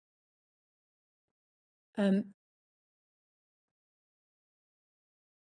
then in paragraph 49, the first sentence is that the dominant characteristic of the Scottish Parliament is its firm rooting in the traditions of universal democracy. It draws its strength from the electorate.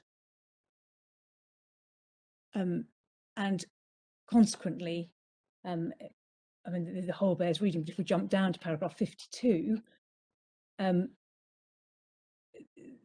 the Scottish Parliament are not subject to judicial review at common law on grounds of irrationality, reasonableness, or arbitrariness. It would be quite wrong, last sentence, for judges to substitute their views on these issues for the considered judgment of a democratically elected legislature unless authorised to do so, as in the case of convention rights, by the constitutional framework laid down by the UK Parliament. And Lord Reid, you said something to similar effect, paragraph 147 on page 792.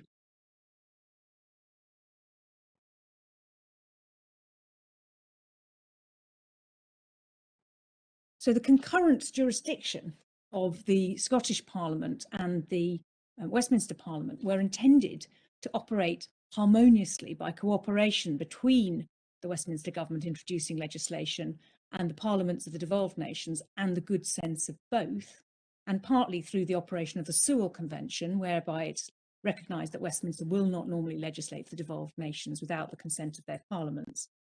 Of course, that's now on a statutory footing under section 28(8) of the Scotland Act and section 107(6) of the Government of Wales Act. And of course, it's non-justiciable, and I accept that. But as the Supreme Court, Lord Neuberger, observed in Miller number 1, the court can recognise the operation of the Sewell Convention in the context of deciding a legal question. And the court in that case did note the role that the convention had in facilitating harmonious relationships between the UK Parliament and the devolved legislatures. I won't turn it up, but it's paragraphs 137, well, really the whole of 136 to 151, but especially paragraph 137 and 151 in the bundle at 2266 to 2269. And the reference to the good sense of both is by reference to an earlier iteration of Welsh devolution legislation in the Welsh bylaws case, paragraph 41, section, page 811 to 812.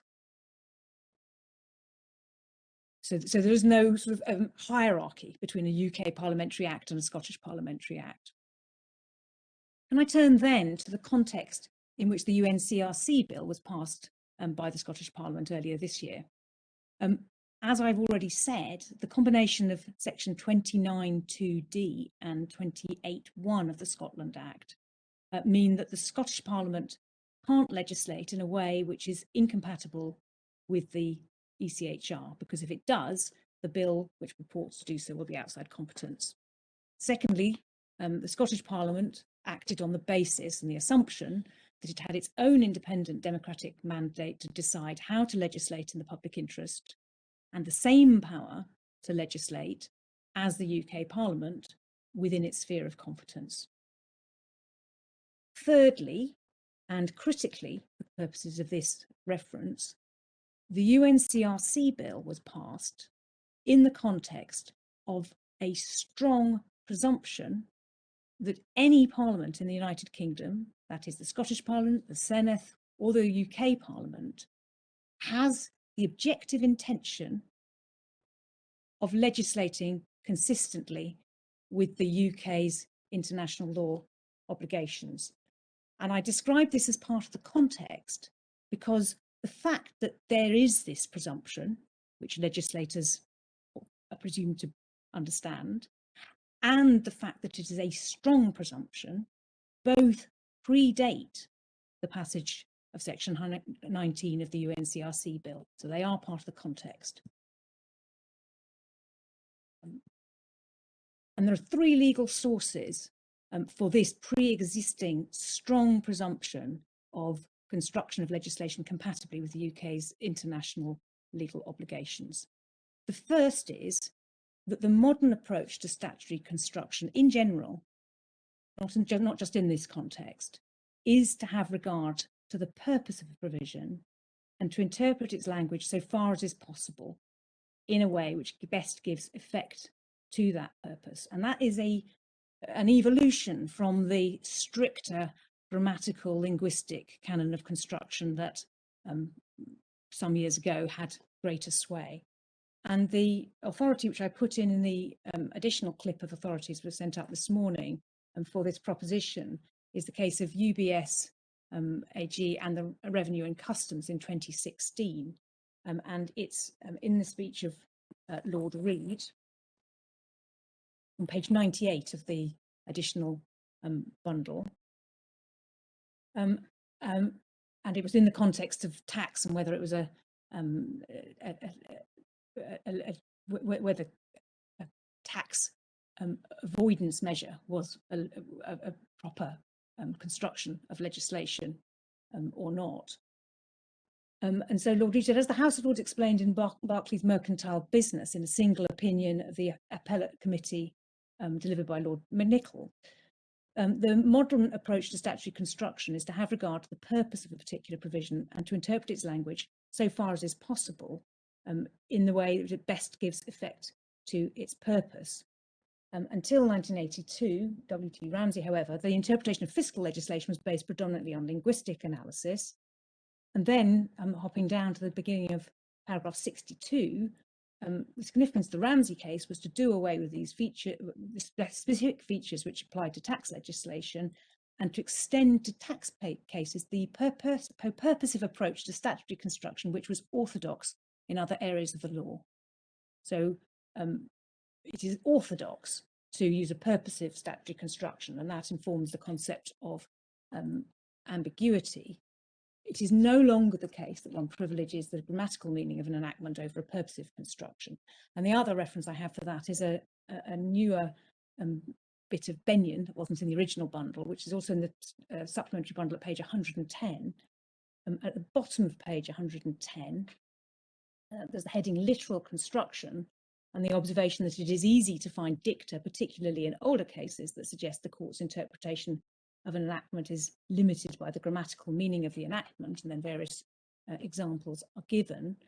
And then at the bottom of page 112 of this bundle, 369, there's the statement that if there ever was a literal rule, that rule has given way to an acceptance that the legislative intention and therefore the legal meaning is to be ascertained by consideration of the applicable interpretative criteria. So as long ago as 1975, this was in the case of Carter and Bradbeer, you can see from the footnotes, Lord Diplock said that if you look back over the last 30 years, one cannot fail to be struck by evidence of a trend away from the purely literal towards the purposive canon of construction. And that was taken up and explained by Lord Bingham in Quinterville, saying that the basic task of the court is to ascertain and give effect to the true meaning of what Parliament has said in the enactment to be construed. But that is not to say that attention should be confined and a literal interpretation given to particular provisions which give rise to difficulty.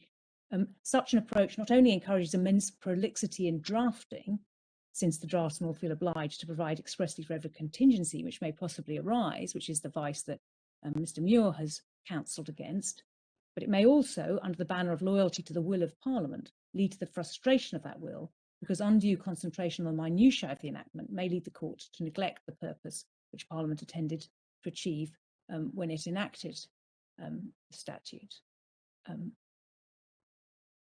think that's it. And so that's the first thing, that this is generally the modern approach to statutory construction. The second point is... Right, Ms. Mountford, just before you leave your first point, why doesn't a purposive approach to statutory interpretation point against there being a strong presumption of conformity with international obligations in cases where Parliament has not legislated with reference to international obligations, but with reference to other purposes which are evident from the legislation itself? Well, that because it actually brings me neatly on to the second point, my lord, that the purposive presumption is particularly strong when it comes to giving a statute a possible meaning, which gives effect to the UK's international law obligations, because the courts have said, and the courts decide how the context within which you interpret the meaning of a statute, that Parliament is presumed always to intend to give effect to our international obligations, unless it uses language that clearly indicates an intention to depart from that. That's a presumed intention of our Parliament. It's part of our common law that the executive makes international agreements, and in any event, the common law is the international law is even to the extent that it doesn't consist in incorporated conventions, is the international common law. So Parliament legislates with a I suppose a legal presumption that that is what it intends to do, unless it says something different.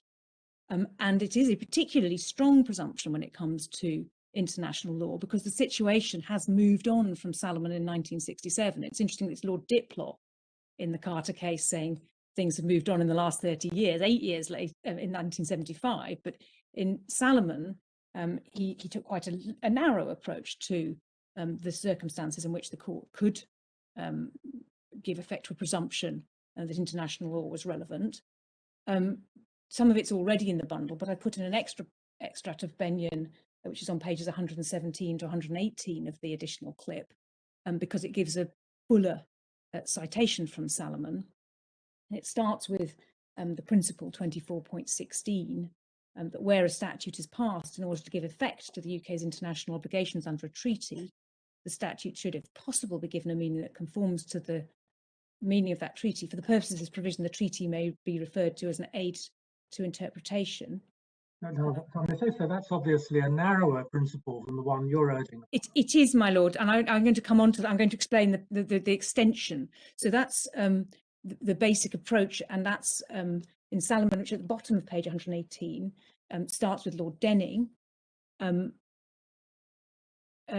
then Lord Diplock, the full quotation, the full relevant quotation from Lord Diplock at the top of page 119, where where he explains that it's the legislation which the court is construing, not the treaty, because of the dualist principle. But then he says in the bottom half of that quotation, so sorry, if the terms of the legislation are clear and unambiguous, they must be given effect to whether or not they carry out Her Majesty's treaty obligations. But if, and then a bit further down, if the terms of the legislation are not clear, but are reasonably capable of more than one meaning, the treaty itself becomes relevant. There is a prima facie assumption that Parliament does not intend to act in breach of international law, including therein specific treaty obligations. And if one of the meanings which can reasonably be ascribed to legislation is consonant with treaty obligations, and another not, that which is consonant is to be preferred. Now that is, I accept, quite a narrow presumption, but now that, I think, makes clear at the beginning of the passage is still dealing with legislation which is designed to implement an international treaty. Yes, my lord, I accept that. That's the starting point. That's the 1967 approach. But now, if I could ask you to look in the bundle, the main bundle. Oh, where's that? Yes, page 3002 of the electronic bundle.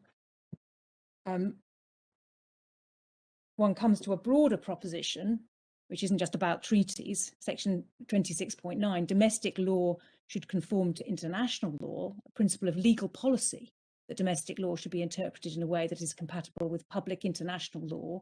This principle forms part of the context against which legislation is enacted, and when interpreting legislation, a court should take it into account. And then the comment that it has been said there is a strong presumption that legislation should be interpreted in a way that is compatible with the UK's international obligations, and that arises. I think I must have noted down the wrong page number. Could you give it to me again? Yes, it's in the main electronic bundle, 3002. Oh, thank you very much. Do you have it, my lord? I'll just get it very shortly. Yeah. Yes, I've got it now. Thank you. Yes. So this relates to all international treaties, whether or not incorporated into domestic law, and it says it's a strong presumption, and that is on the basis, if you go to the footnote at page 304, on the basis of Lord Hoffman in Lyons and Lord Dyson in Assange. So rather more qualified approach, perhaps based on the more literal approach to statutory construction in Salomon. I say the situation's moved on if you look at Lyons and Assange. And finally, and this won't apply to perhaps every case where the UNCRC bill is relevant, but it may apply to a large number, one anticipates, there is perhaps even more weight given to that presumption, that strong presumption, in the context of the United Kingdom's international legal obligations, which give effect to the plethora of human rights treaties which the United Kingdom has signed since the days of Salomon, because those focus on the rights of individuals and they are part of the corpus of international law, which, according to the Vienna Convention principles, is to be read purposively and as a whole. And I don't want to make too much of this point because the strong presumption doesn't only apply to the Human Rights Act context, but I would just like to remind you that that was the view of the majority, the 3-2 majority on the relevance of the UN Convention on the Rights of the Child in the first benefit cap case, SG, which is at 2035 of the bundle. Lord Reid will recall this was a case about whether a cap on the benefits which could be received by particular households indirectly discriminated against women, and a relevant issue was the impact upon the construction of scheduled Human Rights Act rights of unincorporated legal instruments, including the UN CRC bill. It was a very complicated case with different majorities on different issues, but a majority of 3, Lord Carnwath, Baroness Hale and Lord Kerr, held that the UN Convention on the Rights of the Child had been breached. A different majority of 3, Lord Reid, Lord Carnwath and Lord Hughes, held that wasn't relevant to the issue in the case. The relevance here is the court's approach to the relevance of the UNCRC as an unincorporated treaty to inform provisions of domestic law in a context where there was a direct link between the treaty and the standard in question. And Lord Reid, at paragraph 83 of this case, which is on 2061 of the electronic bundle, observed that the UNCRC had been taken into account by the European Court of Human Rights in DeMere, and cited paragraph 69 of DeMere, the precise obligations that the substantive obligations the Convention impose on convention states, the Convention imposed on contracting states may be interpreted first in the light of relevant international treaties that are applicable in the particular sphere. Now, in fact, and I'm afraid I didn't put this into the clip, but it is cited by other members of this Supreme Court. 2 paragraphs earlier in DeMere, the Grand Chamber used the phrase must. So in paragraph 67, the court said the court has never considered the provisions of the Convention, that's the European Convention of Human Rights, as the sole framework of reference for interpretation of the rights and freedoms enshrined therein. On the contrary, it must also take into account any relevant rules and principles of international law. So it does go on to then say may, but it's the European Court of Human Rights regards that as an obligation to read convention rights in the context or in the framework of international law read as a whole. Lord Carnwath, I am going to try and take this quickly, but tell me whether you want me to slow down, at paragraph 130 on page 2075, said that where there was a direct link between a human rights treaty and a question of domestic law, which was a breach of the Article 14 provision, then in those cases you could use international materials to fill out or reinforce the content of the incorporated convention right dealing with the same subject matter, consistently with DeMere.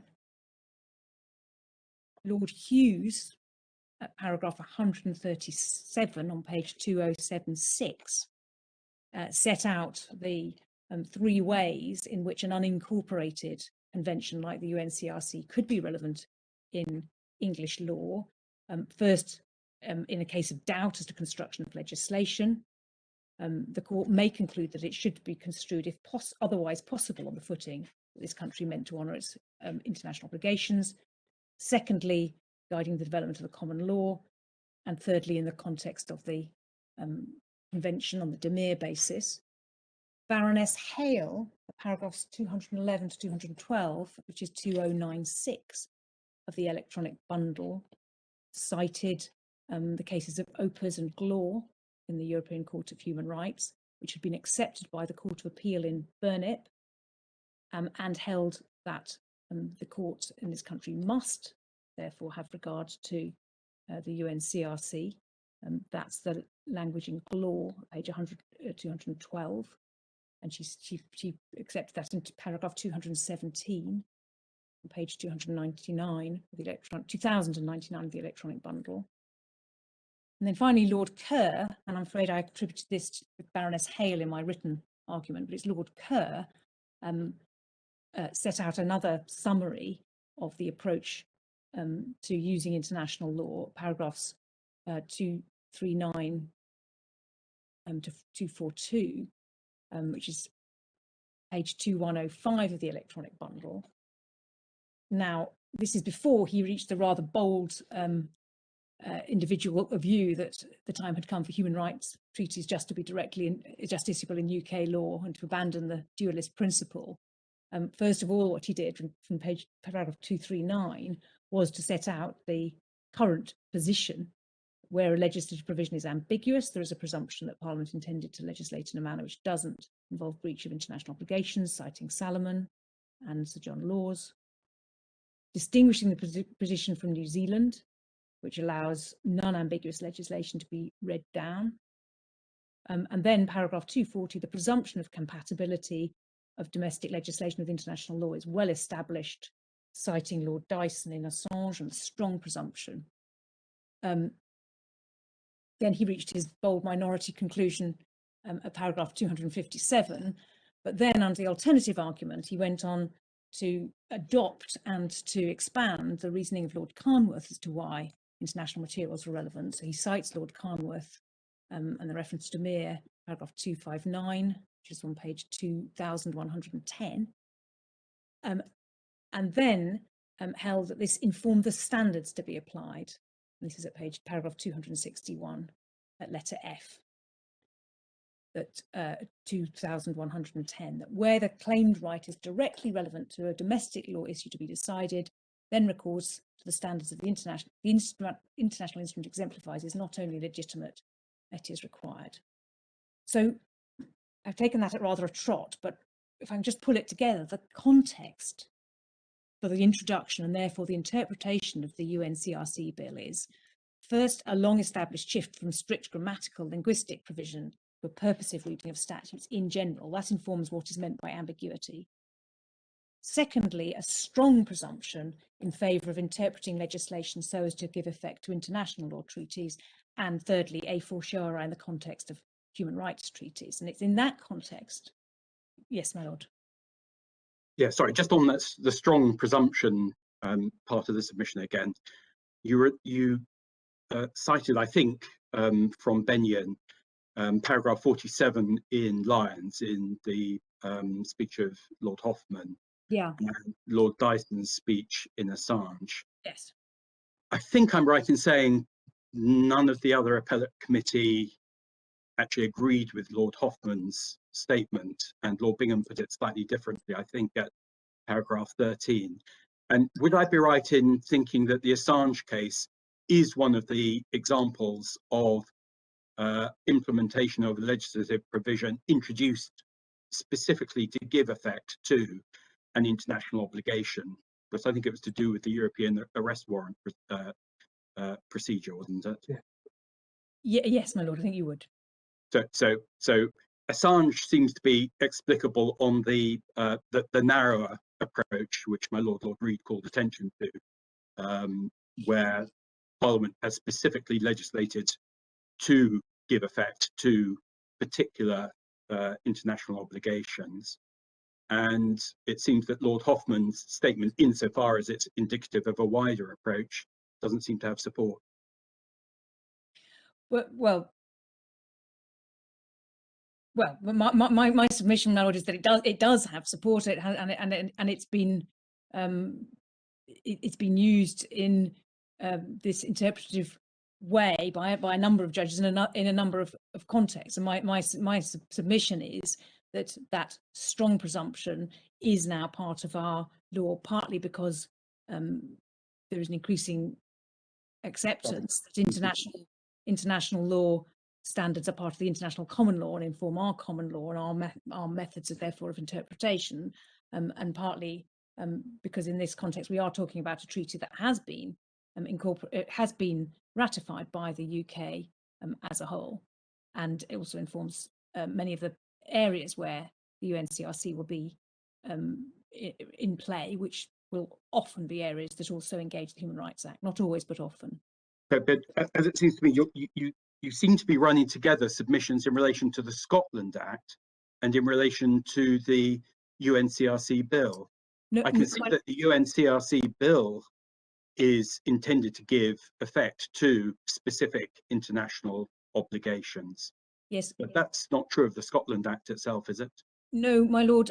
What I'm saying is that when the UNCRC bill was passed, the Scottish Parliament ought to be taken to have presumed that all courts would interpret legislation in general in a purposive way, and that all courts would presume that legislatures intended, where possible, to give effect to our international law obligations, and where possible didn't just mean where narrowly grammatically possible, it meant possible in the whole context of the exercise of interpreting the legislation. And I say that that presumption is no longer only a presumption, it is a strong presumption, at least in the context of a bill like the UNCRC bill that's intended to give effect to law that is already to be presumed to be given effect to by parliaments, unless the parliament says, I don't want to do this. It's not just... Right. If I may say so, I can see how it might be said that the narrow, strong presumption that sometimes applies could apply in relation to the UNCRC bill. But how is that helping us resolve the issue that we have to decide, which is whether Section 6 is within competence, that is, within competence of the Scotland Act? My lord, I'm making this submission in the context of a submission as to the proper interpretation of Section 19 of the UNCRC bill, and the duty to interpret all legislation within competence compatibly with the UNCRC where possible. This is the context, because what I'm saying is, given the context within which that provision was enacted, it does two not very big things when you look at the context in which it's enacted. It's not a radical change to the interpretation of all legislation, which is going to upset the statute book and mean that no one knows what anything means, because as regards Scottish statutes or UK statutes, insofar as they apply to Scotland in matters of devolved competence, all it does is place the pre-existing strong presumption, I say, that statutes are intended to be interpreted compatibly with international obligations on a statutory footing. So there's already... Right. So that does sound as though you are trying to apply the strong presumption, as you put it, in relation to the Scotland Act itself, even though that wasn't passed to give effect to the UNCRC. No, but it was passed to give further effect to the European Convention on Human Rights. And then when one looks at, well, what does that mean? You must have regard to what the UNCRC means, insofar as you're looking at the rights of children. Right. But have I understood the structure of your argument correctly, that you're seeking to persuade us to apply what you've termed the strong presumption to the Scotland Act itself? Because you seem to be saying that actually the Scotland Act by itself, applying the strong presumption in relation to it, would lead one to expect that one could, as the Scottish Parliament, legislate to give effect to international obligations.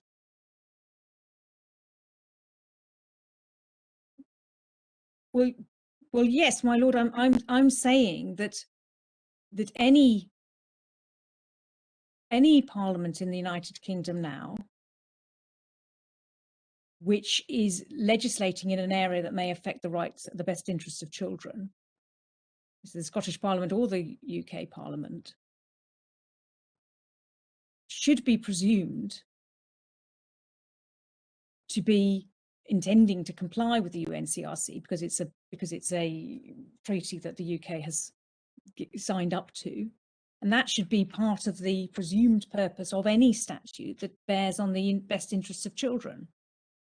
So, but they for sure either Scotland Act because it has one of its statutory purposes to give further effect to the European Convention on Human Rights, and that is part of the context within which, when the Scottish Parliament passed the UNCRC bill, it was entitled to think this is not a massive limitation or restriction on the right of the UK Parliament in future as to how it may legislate, because all it's doing is putting pre-existing strong assumption on a statutory footing and moving it from a discretionary presumption that it may be applied so far as is possible to saying it must be applied so far as is possible.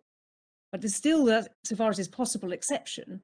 It isn't I'm just putting it in the context of, is this a restraint on parliamentary sovereignty in the way that section 17 of the Continuity Bill was, that it said, well, you, the UK Parliament, can't pass any legislation in this area unless we, the Scottish Parliament, tell you you can.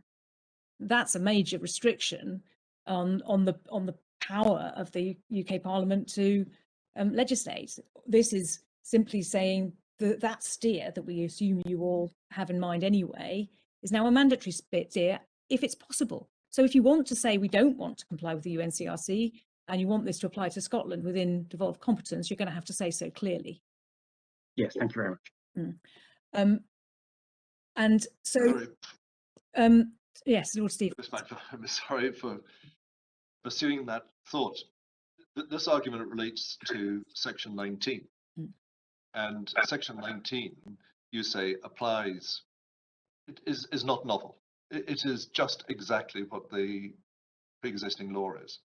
But there's a major difference, isn't there, in relation to the content, because Gillam and the other authorities show that the interpretation is being done outside the ordinary canons of construction. So whether there is a presumption or not is irrelevant, because it changes the actual content of the interpretive obligation. It now becomes totally different under section 19.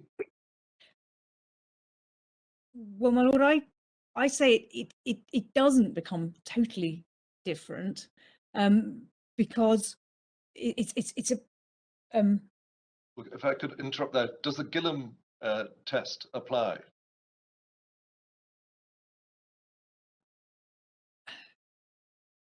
Gillam test apply.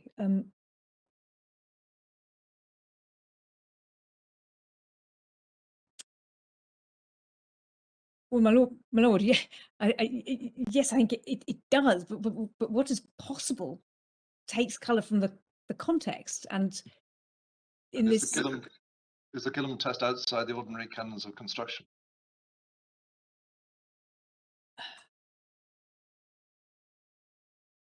Well, no, my lord, I just say this is putting ordinary canons of construction on a statutory and mandatory footing. That's what. Well, at page 2312, paragraph 39, that's exactly what Lady Hill said. Yes, sorry, my lord, can I just turn it up 231? 2312, paragraph 39. Yeah.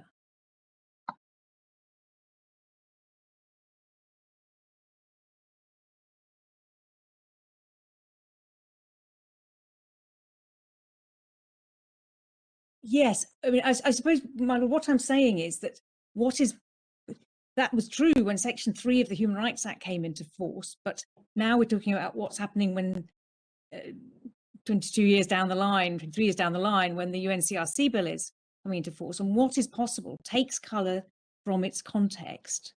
And the context now is the long established constitutional settlement, the purpose of evolution of common law, and particularly Section 2 of the Human Rights Act and the consequent adoption of the de Mere principle that courts construing convention rights must in any event have regard to specialist international instruments in the same field. So it is not such a big shift now as it might have been, and how that actually applies to a particular statute is best determined when a court has the words of a specific statute in front of it, not a reference to high level of abstraction. And so when I turn then to the question topic of whether Section 19 is contrary to the principle of parliamentary sovereignty and so outside the competence of the Scottish Parliament, there are three overarching points to make. First is the one I think I've already made, that the applicants are seeking effectively to treat the permanent plenary and legislative powers of the directly elected parliaments as if they're limited statutory powers to make delegated legislation. You can't equiparate the two things, because this is a parliament with its own democratic mandate, which is entitled to say, we wish in the whole of public life and in the whole of legal interpretation within our competence to give the UNCRC further effect, and to have our law interpreted in accordance with it so far as is possible. Secondly, and I suppose this follows on to the point that Lord Sales was putting to me about what I see as the part of the statutory purpose of the Scotland Act, for a devolved parliament to legislate generally within its sphere of competence so as to limit or condition the effect of a pre-existing devolved or UK-wide statute isn't a denial of the sovereignty of the Westminster Parliament. It's clear from the language and context of the devolution statutes that this was a purpose of those statutes.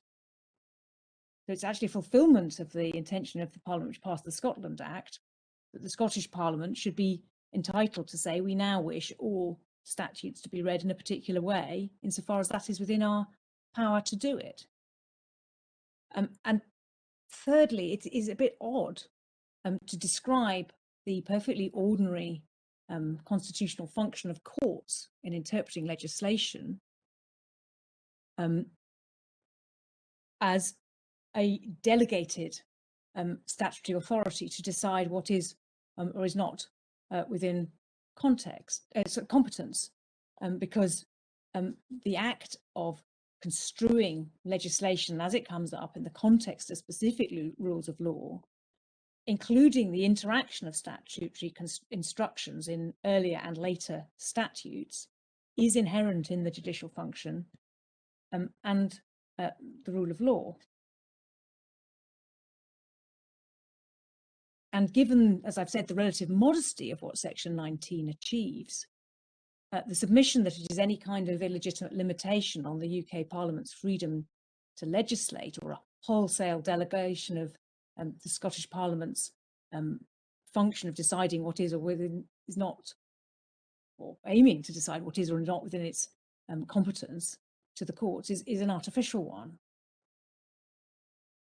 And I think it matters that the law officers don't take issue with the Scottish Parliament's power to legislate so as to incorporate the UNC into Scots law in areas of devolved competence.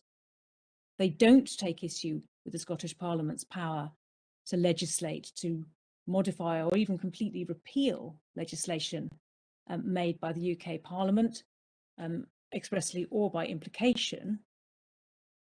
Their objection is to the exercise of the power so as to give effect to a general duty on public authorities exercising powers in fields of competence, devolved competence, to give effect to the UNCRC, and giving statutory force to a canon of construction which requires legislation within the Scottish Parliament's sphere of competence to be exercised consistently with the UNCRC's UNCRC where that's possible. And